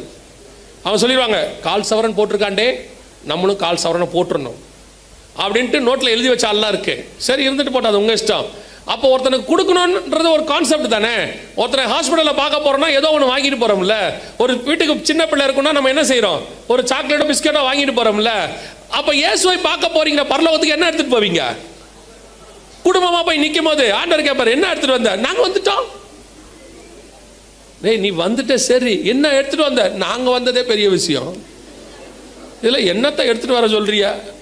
நாங்கள் 4 பேர் வரத்துக்குள்ள நாங்கள் பட்ட பாடு இருக்குது, வருவோமா மாட்டோமா வருவோமா மாட்டோமான்னு இருந்துச்சு, கடைசியில் வந்து சேர்ந்துட்டோம், சோத்திரம். இப்போ நீங்கள் பாருங்களேன், உங்களுக்கு சீட்டு ஒதுக்குவாங்க பரலோகத்தில். ஒரு உதாரணத்துக்கு இப்படிலாம் நடக்காது. உடனே நீங்கள் நினைக்காதீங்க பிரதர் பரலோகத்துக்கு போய் பார்த்துட்டு வந்துட்டார் போல. ஏன்னா இப்போ பரலோகத்துக்கு போயிட்டு வரது பெரிய விஷயமா இருக்குது. இப்போ நீங்கள் வேறு நினச்சிடாதீங்க பிரதர் பரலோகத்துக்கு போயிட்டாருன்னு. இப்போ சீட்டு ஒதுக்குறாங்க, வாங்க நீங்கள் 4 பேர் கர்த்தருடைய கிருபையினால எஜமானுடைய சந்தோஷத்துக்குள் பிரவேசிங்க, உள்ள வாங்க. சீட் எங்க? லாஸ்ட்டில் கார்னரை பின்னாடி போட்டிருக்கும். இந்த முன்னாடி சீட்டு அதெல்லாம் பவுலுக்கும் பேதுருக்கும் போட்டிருக்கோம். இல்லை பரலோகத்தில் பாரபட்சம் இல்லையே, அவன் ஆத்மாதாயம் பண்ண, நீ என்ன பண்ண? அவன் 13 நாள் அங்கே இருந்தான்ல, கடல் மேலே கடந்தான்ல, அவன் மிலிதா தீவில் போயிருந்தான், அவன் வந்து மேசிடோனியாவுக்கு போனான், இவ்வளோ ஆத்மாதாயம் பண்ணான்ல, நீ என்ன பண்ண? ஜோம் பண்ண. பின்னாடி உட்காரு. இன்னும் இப்படி சொல்றீங்க, உன்ன மாதிரி ஜோம் பண்ணவங்களாம் வரிசையாக இருப்பாங்க, எல்லாரும் பின்னாடி உட்காருங்க அப்படின்னு சொன்னால் எவ்வளோ மனசு கஷ்டமாக இருக்கும். எவ்வளவுக்கு எவ்வளவு உங்களுடைய பேழைக்குள்ளே சேர்த்துக்கொள்ள முடியுமோ அவ்வளவுக்கு அவ்வளோ ஆத்துமாக்களை சேர்த்துக்கொள்ள வேண்டும். இன்னிலேருந்து ஒரு தீர்மானம் எடுங்க, ஒரு நாளைக்கு ஒருத்தருக்காவது இயேசுவை பற்றி சொல்லணும்னு ஒரு முடிவுக்கு வாங்க. ஒருத்தருக்காவது சொல்லணும்னு முடிவுக்கு வாங்க. பல நேரங்களில் நம்ம எதையுமே செய்யறதில்ல ஆண்டவருக்கு. நம்ம ஏதோ சர்ச்சுக்கு வந்துட்டு போகிறத ஆண்டவருக்கு வந்துட்டு போகிற மாதிரி நினச்சிக்கிறோம். கரெக்டாக நம்முடைய மத ரீதியான கடமையை நிறைவேற்றிட்டோம் அப்படின்னு நினைக்கிறீங்க. பாருங்க, ஆண்டவர் வரும்போது இந்த நான் நினைக்கிறத சொல்கிறேன், இந்த பட்டணத்திலேருந்து, இந்த லட்சுமிபுரம் இருக்குது, இந்த சொரண்டைனே வச்சுக்கோங்க மொத்தமாக, இந்த பட்டணத்துலேருந்து போகிறவங்க நிறையா இருக்கணுமா, இருக்கிறவங்க நிறையா இருக்கணுமா? வருகையில் போகிறவங்க நிறையா இருக்கணுமா, கைவிடப்பட்டவங்க நிறையா இருக்கணுமா? அப்போ நம்ம தானே வேலை பார்க்கணும் இல்லையா? நம்ம மட்டும்னா நீங்கள் என்ன சொல்கிறீங்க? வரும்போது சொன்னாங்க, இந்த கிராமத்தில் யாருமே இன்னும் ரட்சிக்கப்படல, இந்த கிராமத்துக்குள்ள என்ன சபையே இல்லை, இப்படி சொல்கிறாங்க. அப்போ அந்த கிராமத்துக்கு யாருமே என்ன செய்ய மாட்டாங்க? வரமாட்டாங்க. இப்போ நீங்கள் என்ன நினைக்கணும்? அதெல்லாம் விட மாட்டாங்க, அவங்களாம் சுவிசேஷமே சொல்ல முடியாது. என்னங்க, இந்த மொத்த பூமியுமே பிசாசு கண்ட்ரோலில் இருந்துச்சு. அந்த பூமிக்குள்ள நுழைஞ்சு ஆண்டவர் எவ்வளோ பெரிய ரட்சிப்பை கொண்டாந்து இந்த பூமியே பிசாசை ஜெயிச்சு நம்ம கையில் கொடுத்துட்டு போறாருன்னா, உங்களால் ஒரு கிராமத்துக்குள்ள போய் ஜெயிச்சு அதை கத்தர்கிட்ட கொண்டு வர முடியாதா? முடியுமா? முடியாதா? இயேசுவே இல்லாத இந்த உலகத்தில் 12 அப்போஸ்தலர்கள் சேர்ந்து இவ்வளோ பெரிய ராஜ்யத்தை கிறிஸ்துவுக்கு என்று உருவாக்குவார்களானால், உங்களாலேயும் என்னாலையும் ஒரு கிராமத்துக்குள்ள உருவாக்க முடியாது. நீங்க முதல்ல இந்த முடியாதுங்கிறத நிறுத்திட்டு நீங்க நினைக்கணும், இந்த கிராமத்தை கர்த்தர் என் கையில் தந்திருக்கிறார். நான் ஜெபிப்பேன், நான் நடப்பேன், நான் கொடுப்பேன், என்னை தடுக்க ஒருத்தனும் இல்லை. உம்மாலே நான் ஒரு சேனைக்குள் பாய்வேன், உம்மாலே மதிலை தாண்டுவேன், உள்ள போய் ஆத்துமாக்களை கொள்ளை பொருளை கொண்டு வருவேங்கிறதான அந்த வைராக்கியம் முதல்ல உங்களுக்கு வரணும். நல்ல ஞாயிற்றுக்கிழமை முடிஞ்ச உடனே கறியை எடுக்கிறது, சிக்கனை எடுக்கிறது, நேராக போகிறது, இல்லை வரும்போதே சிக்கன் 65 அப்படியே மீனெல்லாம் அப்படியே நல்ல மசாலா போட்டு வச்சுட்டு வர்றது. என்ன ஞானம் வர்றது? போன உடனே பொரிக்கிறது, நல்லா திங்கிறது. உங்களே இல்லை, லட்சுமிபுரத்துக்கு வெளியே திங்கிறது, நல்லா 2 மணிக்கு மல்லாக்கப்படுத்து தூங்கிறது, நல்லா ஒரு 5:30 மணிக்கு எழும்புறது, நல்லா ஒரு காப்பியை குடிச்சிட்டு அப்புறம் சர்ச்சில் அந்த சிஸ்டர் கட்டு அந்த புடவையை பார்த்தீங்களா? நீங்கெல்லாம் பரலோகத்துக்கு வருவீங்க. உங்களை பரலோகத்தில் விட்டா என்ன ஆகும் தெரியுமில்ல? அங்கே போய் உட்காந்துட்டு சொல்லுவிய, அந்த தூதர் ரெக்க பத்தியா என்ன அழகா செட் பண்ணியிருக்காரு, ஆண்டவர் வரிசையா இருக்குல்ல, அது என்ன கலரு? அதே மைண்ட் தானே அங்கே இருக்கோம். அப்போ சர்ச்சுக்கு வந்துட்டு போகும்போது நாங்களாம், நான் நடந்தது சொல்கிறேன், நான் காலைல 8:30 மணிக்கு ஆராதனைக்கு போவோம், 5:30 மணிக்கு 6 மணிக்கு ஒரு ஆராதனை இருந்துச்சு, ஒரு பீரியடில் 2 அட்டன் பண்ணுவோம். 8:30 மணிக்கு ஆராதனைக்கு போவோம், 11:30 மணிக்கு முடியும், நேராக வீட்டுக்கு வருவோம். நான் அப்போ காலேஜ் படிச்சுட்டு இருந்தேன். வீட்டுக்கு வருவோம், சாப்பிடுவேன், 3 மணிக்கு திருப்பிரசங்கத்துக்கு போவேன், காலேஜ் இது சர்ச்சுக்கு. 3 to 4 ஜெபம் நடக்கும், 4 மணிக்கு திருப்பிரசங்கத்துக்கு போவாங்க, 6 மணி வரைக்கும் நடக்கும். போய் ஒவ்வொரு இடமா ட்ராக்ஸ் கொடுப்போம். நான் சகோதரர்லாம் அங்கே தான் போயிருக்கோம். அவர் ஏரியா இங்கே எல்லாம் ஒன்று தான், எல்லாரும் போவோம். மாதத்தில் ஒரு நாள் லீவ் போடுவோம், கண்டிப்பாக லீவ் போட்டு ஞாயிற்றுக்கிழமையில் போக மாட்டோம், ஆராதனை இருக்குன்னு. ஒரு நாள் லீவ் போட்டுட்டு கிராம ஊழியம் போவோம், வேன் எடுத்துக்கிட்டு போவோம், நாங்களே செலவு பண்ணி போவோம். போய் சாப்பாடு வீட்டில் கட்டி எடுத்துகிட்டு போவோம், அது காலேஜுக்கு போகிற மாதிரி போவோம். போய் அன்றைக்கி காலையிலேருந்து சாயங்காலம் வரைக்கும் கிராம ஊழியம் பண்ணுவோம், வருவோம். திருப்பி ஞாயிற்றுக்கிழமை சாயங்காலத்தில் ஆராதனை இருக்கும், ஞாயிற்றுக்கிழமை முழுக்க ஆண்டவருக்கு அப்படின்னு ஒரு தீர்மானம் எடுத்தோம். அது என்னமோ தெரியாது, கர்த்தர் அதை கனப்படுத்தினார். இன்னைக்கு கிருபைதான், ஆனால் சொல்கிறேன் கிருபைதான், நம்பி ஒரு ஊழியத்தை கர்த்தர் கொடுத்துருக்கிறார். இவன் செய்வான ஒரு நம்பிக்கை. இந்த நம்பிக்கை எங்கே வரும் தெரியுமா? நீங்கள் கொஞ்சத்தில் உண்மையாக இருந்தால் அநேகத்தில் கர்த்தர் அதிபதியாய் மாற்றுவார். உங்களுக்கு இருக்கிற அந்த ஒரு நாளை கர்த்தருக்கு பயன்படுத்தி பாருங்க, 365 நாளையும் கர்த்தர் அவருக்காக உங்களை பயன்படுத்த தொடங்குவார். அல்லேலூயா. 2வது மிக முக்கியமானது, பேழைக்குள்ள எதை சேர்த்துக்கணும்? சகல ஜாதிகளையும் உள்ள சேர்த்துக்கணும், எல்லாரையும் கொண்டாடணும் உள்ள. உங்களுக்கு அந்த வாஞ்சை இருக்கணும். சர்ச்சுக்குள்ள இருக்கிறவனை விட வெளியே இருக்கிறவன் எப்பவுமே க்ரௌடு குறைவாக தான் இருக்கணும். இந்த வைராகியம் உங்களுக்கு வரணும். எங்கே அதிகமாக இருக்குது? ஆண்டவருக்குள்ளே இருக்கிறவன் தான் அதிகம், ஆண்டவருக்கு வெளியே இருக்கிறவன் குறைவு, அப்படிங்கிற தாட் உங்களுக்கு வரணும். அந்த கிராமமாக இருக்கட்டும், அந்த ஒரு சிட்டியாக இருக்கும், எதுவானா இருக்கட்டும், இந்த சிட்டியில் இது நடக்குமான்னு கேட்காதீங்க. அப்படிலாம் நடக்க வாய்ப்பு இருக்குதா? 1906 நான் ஒரு சாட்சி சொல்கிறேன், அடுத்த பாயிண்ட்டுக்கு போகிறேன். 1906 கலிஃபோர்னியாவில் ஒரு அசுசா ஸ்ட்ரீட்னு ஒன்று இருந்துச்சு. அங்கே பாஸ்டர் செய்மூர்னு ஒருத்தர் இருந்தார். அவருடைய காலம்தான் பெந்தகோஸ்தே சபையினுடைய எழுப்புதல் காலம், கடைசி எழுப்புதல் காலம் அங்கே தான் வந்துச்சு. அவர் எழுப்புதலுக்காக ரொம்ப ஜெபம் பண்ணிட்டே இருந்தார். ஒரு நாள் கர்த்தர் பரிசுத்த ஆவியானவர் ஊற்றப்பட்டார். 3 வருஷம், நல்லா தெரிஞ்சுக்கொள்ளுங்க, 3 வருஷம் அந்த அசுசா ஸ்ட்ரீட் அந்த பகுதி முழுக்க 3 ஆராதனை, ஒரு நாளைக்கு 3 ஆராதனை, 7 நாளும் நடந்துச்சு. 7 நாளும் 3 ஆராதனை, 3 வருஷம் நடந்துச்சு. அந்த ஊரில் இருந்த ஃபுட்பால் ஸ்டேடியம் மூடிட்டாங்க. அந்த ஊரில் இருந்ததான ட்ராமா அந்த அரங்கம் இருக்கும்ல, அதை மூடிட்டாங்க. எந்த விதமான களியாட்டமும் கிடையாது. எந்த தெருக்குள்ள போனாலும் பாட்டு சத்தம் கேட்கும், எந்த வீட்டில் போனாலும் ஜெப சத்தம் கேட்கும். அதற்கு பேர் தான் எழுப்புதல். அப்படி ஒரு காரியத்தை அசுசா ஸ்ட்ரீட்ல போன ஜெனரேஷன் 1906 கர்த்தரால் செய்ய முடியுமானால் உங்களை கொண்டு இந்த பகுதியில் ஏன் கர்த்தரால் செய்ய முடியாது? உனக்கு அந்த வைராக்கியம் வரணும், நமக்கு வரணும். ஏதாவது என்னை கொண்டு செய்யுங்க ஆண்டவரே, நான் ரெடி, என்னை தருகிறேன் ஆண்டவரே. அப்படி சொல்லி பாருங்க, கர்த்தர் வல்லமையாக எடுத்து பயன்படுத்துவார்.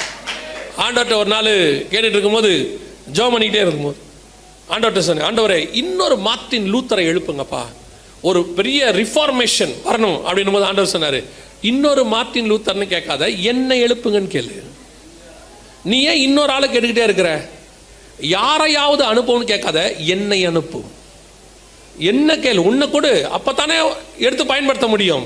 நம்ம எப்பவுமே ரட்சிப்பு வேறு இடத்துல இருந்து, சகாயம் வேறு இடத்துல இருந்து வரணும் இல்லை, ரட்சிப்பு சகாயம் நம்ம இடத்துல இருந்து புறப்படணும். நாமளே அந்த பாத்திரமா இருக்கணும். இந்த பகுதிக்கு உங்களைத்தான் கர்த்தர் வச்சிருக்கிறார். ஏன் இந்த கூட்டம் கூட அப்படி ஒரு எழுப்புதலுக்கான ஒரு விதை போடுற கூட்டமா கூட மாறும். கர்த்தர் நினைச்சால் இங்கிருந்து அப்படிப்பட்டவர்களை எழுப்ப முடியும். ஒரு வைராக்கியம் இல்ல, ஆண்டவருக்கு ஏதோ ஒன்று செய்யறேன், இன்னும் கடைசி நிமிஷம் தான். இன்னைக்கு சாயங்காலமும் நாளைக்கு காலையிலையும் வருகையை பற்றி அடையாளங்களை பார்க்க போகிறோம். இன்னைக்கு சாயங்காலமும் நாளைக்கு ரெண்டும் கண்டினியூஷன் செய்தி, ஒரு செய்தியினுடைய 2 பகுதி. அதனால இந்த கூட்டம் அப்படியே சாயங்காலம் வந்தீங்கன்னா உங்களுக்கு அப்படியே இந்த வருகையில் ஆயத்தப்படுறதுக்கும் ஒரு கூட்டத்தை ஆயத்தம் பண்ணுறதுக்கும் அது ரொம்ப பிரயோஜனமாக இருக்கும். ஸோ உங்களுக்கு அந்த வைராக்கியம் வரணும், நான் எப்படியாவது கூட்டிகிட்டு போயிடணும் ஒரு கூட்டத்தை அப்படின்னு.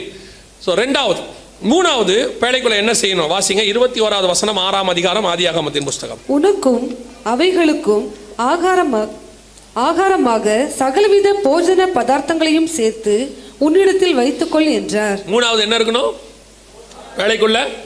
முதல்ல நம்ம இருக்கணும். 2வது ஆத்துமாதாயம் பண்ணணும். இதெல்லாம் ஓகே. சர்ச்சுக்குள்ள இருக்க வேண்டிய அடுத்த மிக முக்கியமானது என்ன தெரியுமா? போஜனம். என்ன போஜனம்? ஆவிக்குரிய போஜனம் இருக்கணும். சர்ச்சுக்குள்ள வந்தாச்சு, ஆத்மாதாயம் பண்ணியாச்சு, 5000 பேர் 10,000 பேர், நல்லது, நான் இல்லைன்னு சொல்லல, வந்தா தோத்திரம். அதுக்கப்புறம் அப்படியே பிரிச்சு மோசே பண்ணது மாதிரி பிரிச்சு சபைகளா மாத்துருங்க.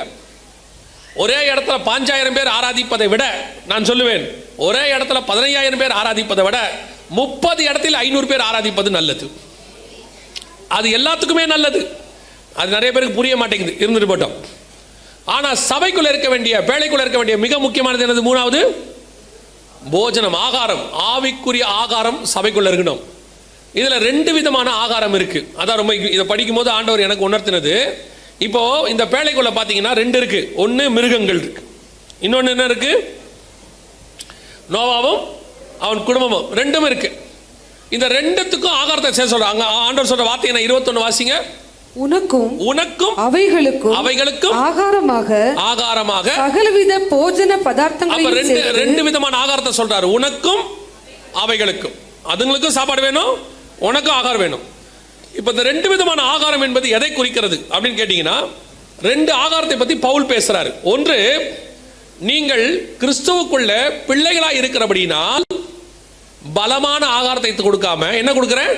பாலை உன்னை கொடுக்கிறேன். ஒன்று லகுவான ஆகாரம், இன்னொன்று பலமான ஆகாரம். இது எதை குறிக்குது அப்படின்னா, இப்ப நீங்க ஞாயிற்றுக்கிழமையில செய்தி கேட்கறீங்கல்ல, ஞாயிற்றுக்கிழமையில செய்தி கேட்கறீங்கல்ல, இது எல்லாமே பால், லகுவான ஆகாரம். ஆனா நீங்க என்ன நினைச்சுக்கிட்டீங்கன்னா, இதுதான் பலமான ஆகாரம் நினைச்சுக்கிட்டீங்க.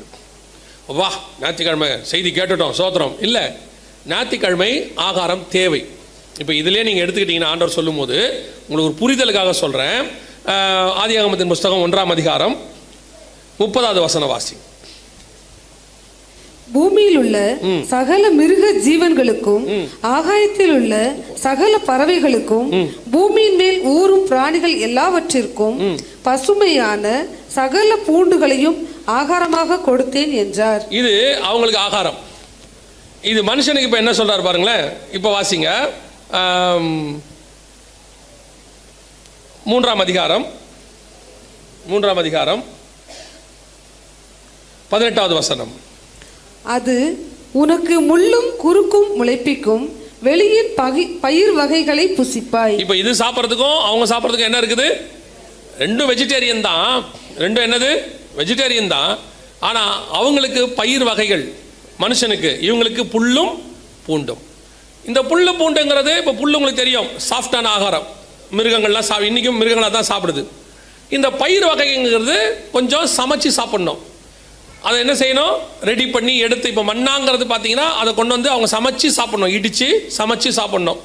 அதே நேரத்தில் தண்ணிங்கிறது சமைக்க வேண்டாம், அப்படியே எடுத்து என்ன செஞ்சுக்கலாம், குடிச்சிக்கலாம். 2 வகையான ஆகாரம் இருக்கும். அதே மாதிரி தான் சபைக்குள்ள ஒன்று, இப்போ ஞாயிற்றுக்கிழமை, நான் உங்களுக்கு புரியறதுக்காக சொல்கிறேன், ஞாயிற்றுக்கிழமை ஒரு ஆகாரம் சாப்பிட்றோம். இது எல்லாருக்குமான பொதுவான ஆகாரம். இது என்ன ஆகாரம்? புதுசாக வர்றவங்களுக்கு இருக்கும், பழசாக வர்றவங்களுக்கும் இருக்கும், பின்மாற்றம் அடைகிறவங்களுக்கு இருக்கும், குழந்தைகளுக்கு இருக்கும், யங்ஸ்டர்ஸ்க்கு இருக்கும், வயசான அத்தனை பேருக்கும் சேர்த்து ஞாயிற்றுக்கிழமை என்ன இருக்குது, ஒரே சாப்பாடு, அவ்வளோதான். இந்த சாப்பாடு நார்மலாக எல்லாருக்கும் பொதுவாக ஏற்றுக்கொள்ளுகிற ஒரு சாப்பாடு. அதான் பால் மாதிரி. பால் யார் வேணாலும் என்ன செய்யலாம், குடிக்கலாம். எல்லாருக்கும் ஊற்றுப்பா, அத்தனை பேருக்கும் கொடு. இப்போ ஞாயிற்றுக்கிழமை வரீங்க, 3/4 மணி நேரம் 1 மணி நேரம் செய்தி. இந்த 1 மணி நேரம் செய்தியை கர்த்தர் என்ன பண்ணுறாரு, பிரித்து எல்லாருக்கும் மொத்தமாக கொடுக்குறாரு. எல்லாரும் குடிக்கிறீங்க. ஓய், ஞாயிற்றுக்கிழமை எல்லாருக்கும் கொடுக்குறாரு, பிரித்து எல்லாரும் குடிக்கிறோம், சாப்பிட்றோம். அவங்கவுங்களுக்கு கொஞ்சம் கொஞ்சம் அதில் இருக்குது, ஆளுக்கு பிச்சு எடுத்துக்கிறோம். ஆனால் இதை தாண்டி இன்னொன்று இருக்குது, பலமான ஆகாரம், பயிர் வகை.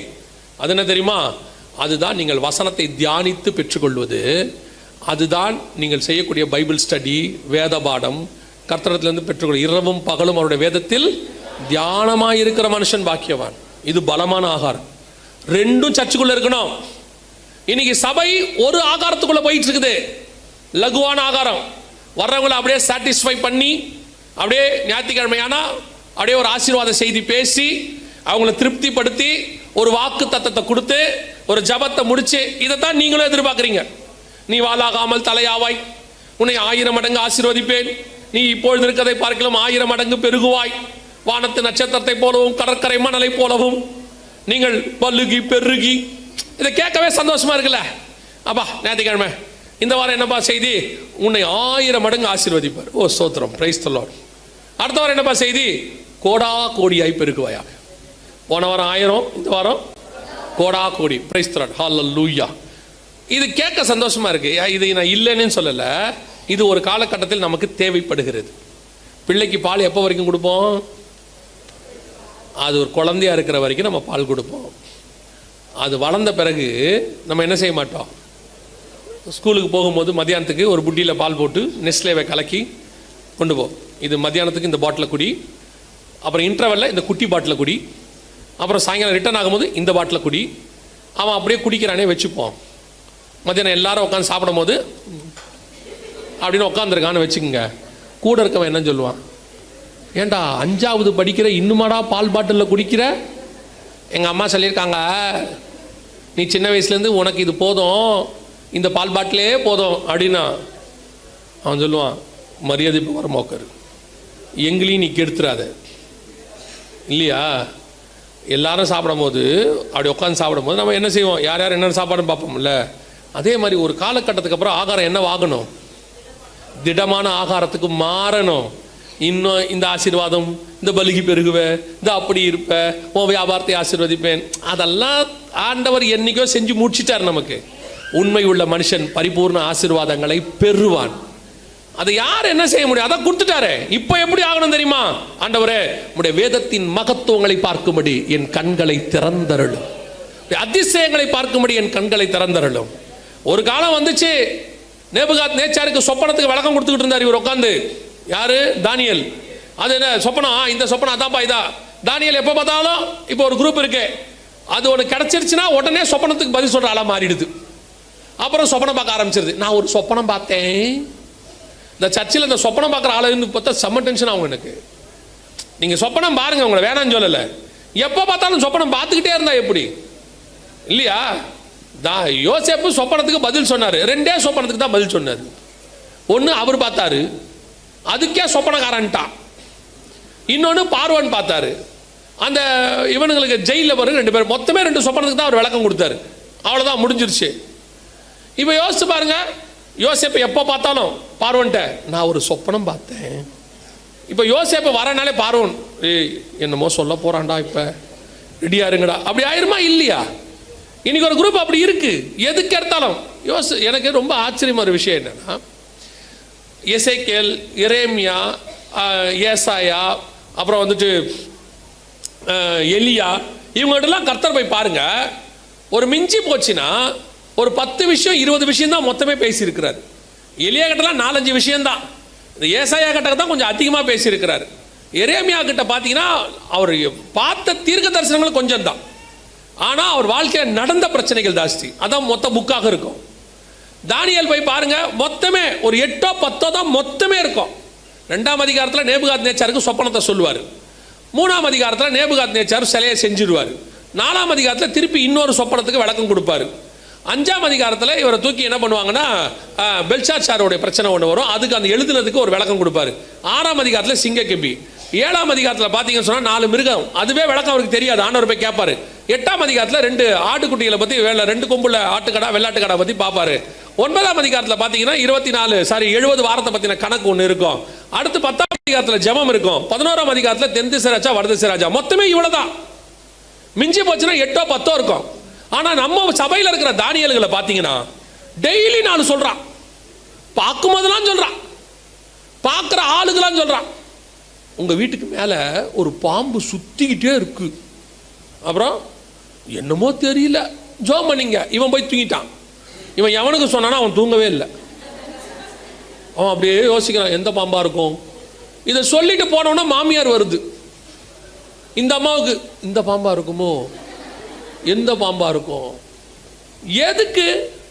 டிஜே சங்கல் அழகாக சொல்லுவாங்க ஒரு வார்த்தை, நான் அதை எப்போவுமே மனசில் வச்சுருக்கேன், இன்ன வரைக்கும் எனக்கு வச்சுப்பேன். டிஜே சங்கல் அழகாக சொல்லுவாங்க, தீர்க்க தரிசனம் சொப்பனம் எல்லாமே ஒருத்தரை பயமுறுத்துவதுக்கு அல்ல, அவனை அந்த பயத்திலிருந்து வெளியே எடுப்பதற்கு. உன் வீட்டில் மந்திரம் பண்ணுறாங்கன்றத சொல்கிறதுக்கு ஆளே தேவையில்லை, மந்திரத்தை எடுக்கிறதுக்கு தான் ஆள் தேவை. அதுதான் உண்மையிலே சரியான ஊழியம். ஒருத்தரை பயமுறுத்துறதுக்கு எதுக்கு ஊழியம்? ஏதோ ஒன்று மந்திரிச்சு வச்சுட்டாங்க, என்னமோ நடக்க போகுதுன்ட்டு போயிடுவான். என்னமோ நடந்துட்டு போகுது, அதையே வந்து சொன்ன வேணா போய் ஜோம் பண்ணு. நீ எதோ என்ன சொல்ல வர, பயப்படாத, ஆண்டவர் உனக்கு சொல்றாரு, ஏதாவது இருந்தால் சரி பண்ணிக்கோ, கர்த்தர் உன்னை காப்பாற்ற விரும்புகிறார். இதுதான் சரியான விஷயம். பாலங்கிச்சவர் சொல்லுவார், அவருடைய புஸ்தகத்தில் எழுதியிருக்காரு, அழகாக எழுதியிருக்காரு தேவ மனுஷன், என்னுடைய பிரசங்கங்கள் பாசிட்டிவாகத்தான் இருக்கும், நெகட்டிவாக இருக்காதும்பர். இயேசு நியாயம் தீர்க்கிறவர், மாற்றுக்கிறதே இல்லை, ஆனால் அதிலிருந்து உன்னை தப்பித்து பரலோகத்துக்கு கொண்டு போக விரும்புகிறவர். அதுதான் முடிவு. அழிக்கிறாருங்கிறது இல்லை, அழிவிலிருந்து காப்பாற்றுகிறார். இயேசு கிறிஸ்துவே நம்மளை மீட்கிறதுக்கு தானே வந்தார். இன்னைக்கு நம்ம என்ன செஞ்சிட்டு இருக்கிறோம்? ஒரு குரூப் உட்காந்துக்கிட்டு வசனங்கிற பேரில் விசுவாசிகளுக்கு நான் சொல்றேன், இந்த வேதாகமம் முழுவதும் உங்களை தூக்குவதற்காக கொடுக்கப்பட்டதே ஒழிய உங்களை கீழே தள்ளுவதற்காக கொடுக்கப்படவே இல்லை. இதுல ஒரு வசனம் கூட உன்னை கொல்லாது, அத்தனை வசனமும் உன்னை ஜீவனாய்த்தான் மாற்றும். ஏன்னா இது நித்திய ஜீவ வசனம். இன்னைக்கு இந்த வசனத்தை தியானிங்க. ஒரு குரூப் இருக்கு, அப்படியே லகுவான வசனத்தோடயே ஓடி முடிச்சணும்னு நினைக்கிறாங்க. ஏன் வந்து நமக்கு எதுங்க வந்தோம், ஞாயிற்றுக்கிழமை உட்காந்தோம், அதுவும் எப்படி உட்காந்துருப்பா தெரியுமா? ஞாயிற்றுக்கிழமை 3/4 மணி நேரம் செய்தி, 1/2 மணி நேரம் செய்தினா அதுலேயே 20 நிமிஷம் தூங்குறா. அப்படியே இவனை எழுப்புறதுக்கு வேற நாங்கள் ஒரு அலாரம் வச்சிருக்கோம் சர்ச்சில். அந்த அலாரத்துக்கு பேர் என்ன தெரியுமா? என் ஆத்மாவே கர்த்தரை சோத்தரை. எப்படியாப்பட்ட ஆளை எஞ்சிடறான், அவ்வளோதான் முடிஞ்சிருச்சா அப்படிங்கிறான். 1/2 மணி நேரம் செய்தியில் உட்காந்து தூங்குறிய, எப்படி நீங்கள் பரலோகத்துக்கு போவீங்க? உங்கள் பையனை பார்த்து என்ன சொல்கிறீங்க? 8 மணி நேரம் ஸ்கூலுக்கு போயிட்டு வரான், காலைல 7 மணி 8 மணிக்கு போயிட்டு சாயங்காலம் 5 மணிக்கு தான் வரான். 8 மணி நேரம் ஸ்கூலுக்கு போயிட்டு வரான். வந்தவொடனே என்ன சொல்கிறீங்க? முகம் கை காலை கழுவிட்டு படி சொல்கிறீங்களா இல்லையா? அவன் தான் 8 மணி நேரம் படித்தானே, சொல்லுங்களேன். 8 மணி நேரம் படித்து விட்டாய் மகனே, படிப்பு போதும், அதை தூக்கி மூட்டை கட்டு, வா நாம் சந்தோஷமாய் விளையாடுவோம் சொல்கிறீங்களா நீங்கள்? அவன் சரி. அதுக்கப்புறம் வந்த உடனே கொஞ்சம் 90லேருந்து 80 எடுத்தா போச்சா, 80ஆ? அதில் அந்த அம்மா திட்டுறதை பார்த்தா எனக்கு இன்னுமே பாவமாக இருக்கும். சில அம்மா மகள் திட்டுது, எனக்கு அது பாவமாக இருக்கும் அந்த அம்மா திட்டுறதை. சாப்பாட்டுக்கு வழி இல்லாதவங்களாம் நல்ல மார்க் எடுக்கிறான். 3 வேளை தின்னுட்டு மார்க் இல்லை. சாப்பாட்டுக்கும் மார்க்குக்கும் சம்மந்தம் இருக்கா? நீங்கள் சொல்லுங்கள்.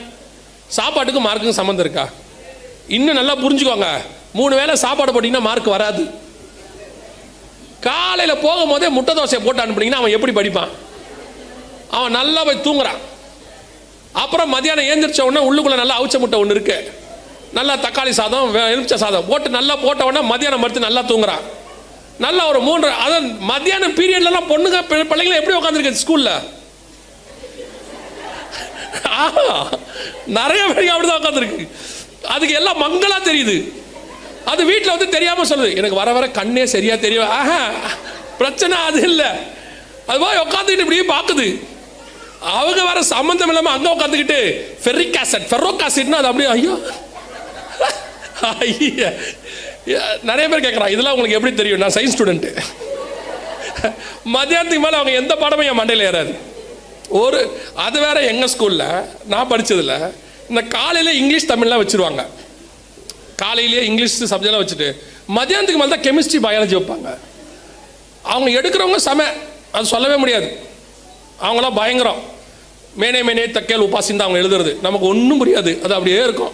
CH2 O2 F2 M2பாங்க. ஏன்டா எனக்கு ஃபஸ்ட்டு ஏன் இவங்க ஆல்ஃபபெட்டை தப்பாக எழுதுறாங்க, ABCD இப்படிலாம் எழுதணும், ஏன் தப்பாக எழுதுறாங்க, இப்படி யோசிச்சுட்டே உட்காந்துருப்பேன். அப்படியே எழுதுவாங்க. எழுதி விட்டு அவங்க ஒரு பாடம் நடத்துவாங்க பாருங்க, அரை கண்ணு முக்கா கண்ணா இருக்கும். அப்படி மார்க் எப்படி வரும்? சரி, வீட்டுக்கு வந்தாச்சு. வந்த உடனே மார்க்கு குறைவாக இருக்குது, நம்ம நீட்டுக்கு போனோம், சதுரத்துக்கு போனோம், நம்ம வந்து முக்காலுக்கு போனோம், ஸ்பயருக்கு போகணும்னு சொல்லி அதுக்கு ஒரு டியூஷன். ஒரு வருஷம் பாஸ் பண்ணுறதுக்கு ஒரு நாளைக்கு 8 மணி நேரம் 10 மணி நேரம் படிக்கணும்னு உங்களுக்கு தெரியுத. இந்த பூமியை கிராஸ் பண்ணி பரலோகத்துக்கு போகிறதுக்கு இந்த பைபிளை எவ்வளோ படிக்கணும் தெரிய வேணாம்? ஆண்டவர் சொன்னார், நீங்கள் அளக்கிற அளவின்படி உங்களுக்கு. நீங்கள் ஆண்டவர்கிட்ட போய் நிற்கும் போது ஆண்டவர் இந்த சப்ஜெக்ட் அப்படியே திருப்பி கேட்குறாருன்னு வச்சுக்கோங்க. புதுசாக ஒன்றும் கேட்க வேண்டாம். உன் பையன் பாஸ் ஆகிறதுக்கு புக்கை படின்னு தலவாட அடிச்சுக்கிட்டிய. நான் தான் சொன்னனே, இரவும் பகலும் என்னுடைய வேதத்தை தியானமாக இருக்கிற மனுஷன். நான் சொன்னனே பரலோகத்துக்கு வரணும்னா வசனத்தை தவிர வேற வழி இல்லை, அதான் பாதைக்கு வெளிச்சமாக இருக்குன்னு சொன்னனே. ஏன் படிக்கலன்னு கேட்டால் என்ன பண்ணுவிய? சில ஆட்கள்லாம் ஒரு நாளைக்கு ஒரு தடவை கூட பைபிள் எடுக்கிறது இல்லை.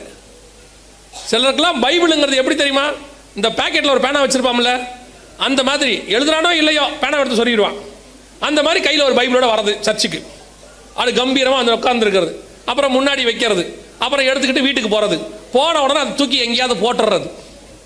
திடீர்னு பாஸ்டர் வந்துட்டு சர்ச்சுக்கு வீட்டில் வந்து ஏதாவது வீட்டுக்கு ஹவுஸ் விசிட்டிங் வந்துட்டு எங்கே பைபிள் எடுங்க, ஒரு சங்கீதம் வாசிக்கலாம்னா குடும்பமாக பைபிள் தேடுது. பைபிள் எங்க? பைபிள் எங்க? பைபிள் எங்க? எங்க பைபிள்? டெய்லி படித்தா தானே இருக்கும். அப்புறம் ஓடி போய் ஒரு பைபிள் எடுத்துகிட்டு வருவாங்க. அந்த பைபிள் அவங்க கொடுக்கும்போது நான் பார்த்துருக்கேன் பாருங்க, செம கோபமாக வரும். இந்த மேலே இருக்கிற தூசி இப்படி தொடச்சி கொடுப்பாங்க. அப்படி அப்போனா அந்த பைபிள் என்ன இருக்குது? அது வரைக்கும் எடுக்கவே இல்லை அவனுங்க. ஆனால் சர்ச்சில் ஜோம் பண்ணும் போது ஆண்டவராக இயேசு கிறிஸ்து வரும்போது முதலாவது குடும்பத்தோடு கூட நாங்கள் ஒரு பைபிளும் போக மாட்டான். பைபிளும் வாசிக்க மாட்டீங்க, ஜபமும் பண்ண மாட்டீங்க, ஊழியமும் பண்ண மாட்டீங்க. ஞாயிற்றுக்கிழமை 1 மணி நேரம் வந்துட்டு போயிட்டா பரலோகத்துக்கு போயிடலான்னா எவன் சொன்னான்? ஒரு பையன் பாஸ் ஆகிறதுக்கு 8 மணி நேரம் ஸ்கூலுக்கு போகிறான், 2 மணி நேரம் டியூஷன் படிக்கிறான், 10க்கு நைட்டு 10 மணி வரைக்கும் படிக்கிறான், காலையில் எழுந்து படிக்கிறான். அவனே 80 மார்க்கு 90 தான் எடுக்கிறான். நீங்கள் வாரத்துக்கு ஒரு நாள் வந்துட்டு பரலோகத்துக்கு போயிடும்ன்ற நம்பிக்கை இருந்தால் எப்படி? தயவு செய்து நன்றாய் புரிந்து கொள்ளுங்கள். உன்னுடைய பேழைக்குள்ள உனக்கு தேவையான ஆகாரம் இருக்கணும். உனக்கு தேவையான ஆகாரம் இருக்கணும். அந்த பலமான ஆகாரம் தான் கொண்டு போகும். நம்ம ஊர்லலாம் சொல்லுவாங்க, ஒரு பிள்ளை பெரிய மனுஷன் ஆயிடுச்சுன்னா நல்ல சாப்பாடு கொடுப்பாங்க. நல்லா கொடுத்து கல்யாணம் ஆகிற வரைக்கும் நல்ல சாப்பாடு சொல்லுவாங்க. அப்போ கொடுக்குற சாப்பாடு தான் சாவர வரைக்கும் பாங்க. பிள்ளை பிறக்கிறதுக்கு அதுதான் பலன் பாங்க. அதே தான் உங்களுக்கும் சொல்கிறேன். எவ்வளவு பலமான ஆகாரத்தை சாப்பிடுகிறீர்களோ அவ்வளவு பலமாய் ஆவிக்குரிய பிள்ளைகளையும் பெற்று வருகை வரைக்கும் அந்த வசனம் தான் உங்களை பரலோகத்துக்கு கொண்டுட்டு போகும். சும்மா சபைக்கு வந்துட்டு செய்தி கேட்டுட்டு போயிட்டா பரலோகத்துக்கு போயிடலாம் நினச்சிங்கன்னா நோ சான்ஸ். அது மிருகத்துக்கான சாப்பாடு, அது லகுவான புல்லு. அது அவங்க வர்றவங்களுக்கு, ஞாயிற்றுக்கிழமை புதுசாக வர்றவங்களுக்கு ஓகே, புது ஆத்மாக்களுக்கு சரி, துக்கத்தோட வருகிறவனுக்கு கர்த்தர் உன்னை ஆறுதல் அளிக்கிறார், எவாஞ்சலிசம் மெசேஜ் ஓகே, அதில் இல்லைன்னு சொல்லலை. ஆனால் விசுவாசிக்கு, நோவாவுக்கும் அவன் மகனுக்கும் அந்த ஆகாரம் பத்தாது. அதுக்கு தான் ஆண்டவர் 2த்தையும் பிரித்து சொன்னார். நீங்கள் ஆகாரத்தை சேர்த்துக்கொள்ளுங்கள் சொல்ல, உனக்கும் அவைகளுக்கும் ஆகாரத்தை சேர்த்துக்கொள். அது புல்லு சாப்பிட்றது, நீ பலமான ஆகாரம் சாப்பிட்றாள். இது 2ம் பேழைக்குள்ள இருக்கணும். பேழைக்குள்ள 3 காரியங்கள் முக்கியமாக இருக்கணும். 1, நீங்கள் உங்கள் தரிசனத்தோடு உள்ளே இருக்கணும். 2, என்ன இருக்கணும்? சகல விதமான ஜாதிகளும் சேர்த்து கொள்ளப்பட வேண்டும். 3, எல்லாருக்கும் தேவையான இந்த பேழை தான் வரப்போகிற அழிவிலிருந்து தப்பிக்கும். அல்லேலூயா. இந்த 3ம் பேழைக்குள்ள இருந்தால் தான் பேழை என்ன செய்யும்? இல்லைன்னா யோசிச்சு பாருங்க, ஆகாரம் இல்லைன்னு வச்சுக்கோங்க, கதவு மூடியாச்சு, 1 வருஷம் சாப்பாடு இல்லாமல் உள்ள எல்லாம் என்ன ஆகும்? உள்ள எல்லாம் என்ன ஆகும்? செத்து போயிடும். நீ உள்ளேயும் சாகக்கூடாதுன்னா உள்ள கண்டிப்பாக என்ன இருக்கணும்? ஆகாரம் இருக்கணும். நாம் ஜெபிக்க போகிறோம். மேந்திரிக்கலாமா நம்ம தேவ சமூகத்தில்?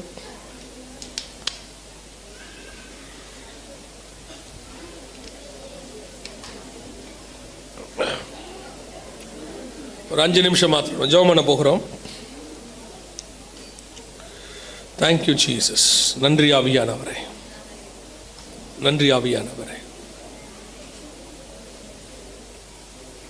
கிருபை கிருபை கிருபை. ஒப்பு கொடுப்போம். இந்த 3 காரியங்களும் உங்கள் வீடுகளுக்குள்ளே இருக்கா? உங்கள் சபைகளுக்குள்ளே இருக்கா? உங்களுக்குள்ளே இருக்கான்னு பாருங்க. முதலாவது, கர்த்தருடைய தரிசனம் உங்களுக்குள்ளே இருக்கணும். உங்களுக்குள்ளும் உங்கள் குடும்பத்துக்குள்ளும் கண்டிப்பாக இருக்கணும். உங்கள் வீட்டுக்குள்ள எவ்வளவு வசதியான பொருள் இருந்து பேச வேண்டாம், எவ்வளவு வசதியான பொருள் இருந்து எவ்வளவு சொகுசா நீங்க உள்ள இருந்தாலும் இயேசு இல்லாவிட்டால், அந்த தரிசனம் விசுவாசம் இல்லாவிட்டால் கஷ்டம். 2வது, உங்க வீட்டுக்குள்ள நல்ல ஆகாரம், கர்த்தருடைய வார்த்தை இருக்கணும். வெறும் வசனத்தை அட்டையில மாற்றுறது பிரயோஜனம் இல்லை, அந்த வசனம் இருதயத்துக்குள்ள இருக்கணும். எல்லா பக்கமும் வசனத்தை மாட்டிட்டா பிசாசு வராதுன்னு அர்த்தம் இல்லை. வசனம் உங்களுக்குள்ள இருந்தாதான் பிசாசு வராது. கடைசியாய் நம் பேழைக்குள்ள சகல விதமான ஜாதிகளையும் சேர்த்துக்கொள்ளணும். எல்லாம் ஜோடு ஜோடா உள்ள வரணும். குடும்பம் குடும்பமாக ஆத்துமாக்கள் உள்ளே வரணும். அந்த வாஞ்சை இருக்கணும். ஆண்டவர் சொல்றாரு, சேர்த்துக்கொள், உன்னோட சேர்த்துக்கொள். நீ கிறிஸ்துவை சந்திக்க போகும்போது வெறும் கையா போகவே முடியாது. 3 காரியங்களை பேழைக்குள்ளே கர்த்தர் சொல்லுகிறார். இன்னைக்கு நாம ஜெபிக்க போகிறோம். முதலாவதாக குடும்பங்களுக்காக, 2வது ஆத்மாதாயம் பண்ண ஒப்பு கொடுக்கிறவர்களுக்காக, 3வது கர்த்தருடைய வேதத்தை தியானிப்பதற்காக. இந்த 3 காரியங்களுக்கு நாம ஜெபிக்க போகிறோம். இந்த 3 எனக்குள்ள இருக்கணும். எங்க வீடும் சபையும் அப்படிப்பட்ட ஒரு பேழையா இருக்கணும். வரப்போகிற அழிவிலிருந்து இந்த பேழை தப்பிக்கணும். அப்படி விரும்புகிறவங்க எல்லாம் உங்க கரங்களை தேவனுக்கு நேராக உயர்த்தி, ஆண்டவரே, நீர் வரும்பொழுது நானும் என் வீட்டாரும் ரட்சிக்கப்படத்தக்கதாக, அழிவிலிருந்து மீட்கப்படத்தக்கதாக இந்த பேழைக்குள்ள இதெல்லாம் இருக்கணும். அப்பா, ஒப்பு கொடுப்போமா? Thank you Jesus. நல்ல தகப்பனே, கரங்களை உயர்த்தி ஜெபிக்கிற ஒவ்வொருத்தருக்குள்ளேயும் உடைய தரிசனம் புறப்பட்டு வருவதா. ஆண்டவரே, தற்காலத்தில் காணாதவைகளை குறித்து தேவ எச்சரிப்பு அவர்களுக்குள்ளே வருவதாக, அதற்கான ஒரு ஆயத்தம் வருவதாக, முழு குடும்பமும் போக வேண்டும் என்கிற எண்ணம் வருவதாக, ஒரு ஆயத்தம், குடும்பம் குடும்பமாய் ஆயத்தப்படுவார்களாக. ஒவ்வொரு வீடுகளிலும் குடும்ப ஜெபம் ஆரம்பிக்கப்படுவதாக, தனிப்பட்ட ஜெபம் ஆரம்பிக்கப்படுவதாக. அப்பா, குடும்பத்தில் ஒருத்தர் கூட கைவிடப்பட்டவர்களாக இராதபடி நீர் வரும்பொழுது முழு குடும்பம் எடுத்துக்கொள்ளப்பட கர்த்தர் கிருபை தருவீரா.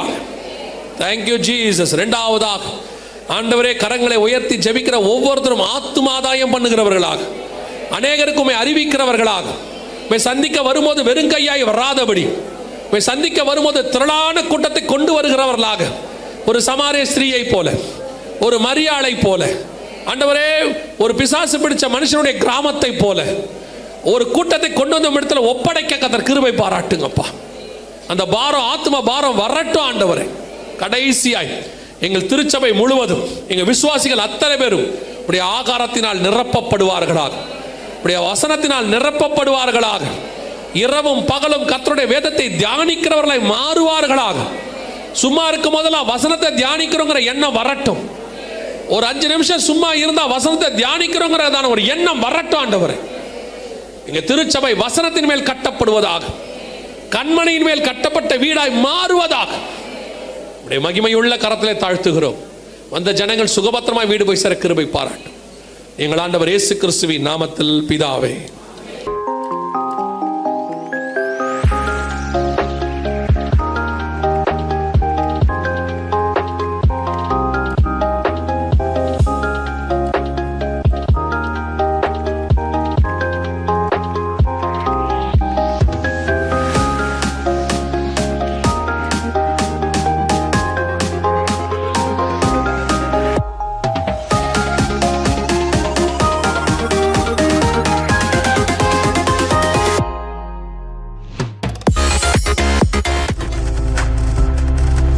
நீங்கள் பார்த்து கொண்டிருப்பது உங்கள் ஜாய் டிவி. உங்கள் துக்கம் சந்தோஷமாய் மாறும்.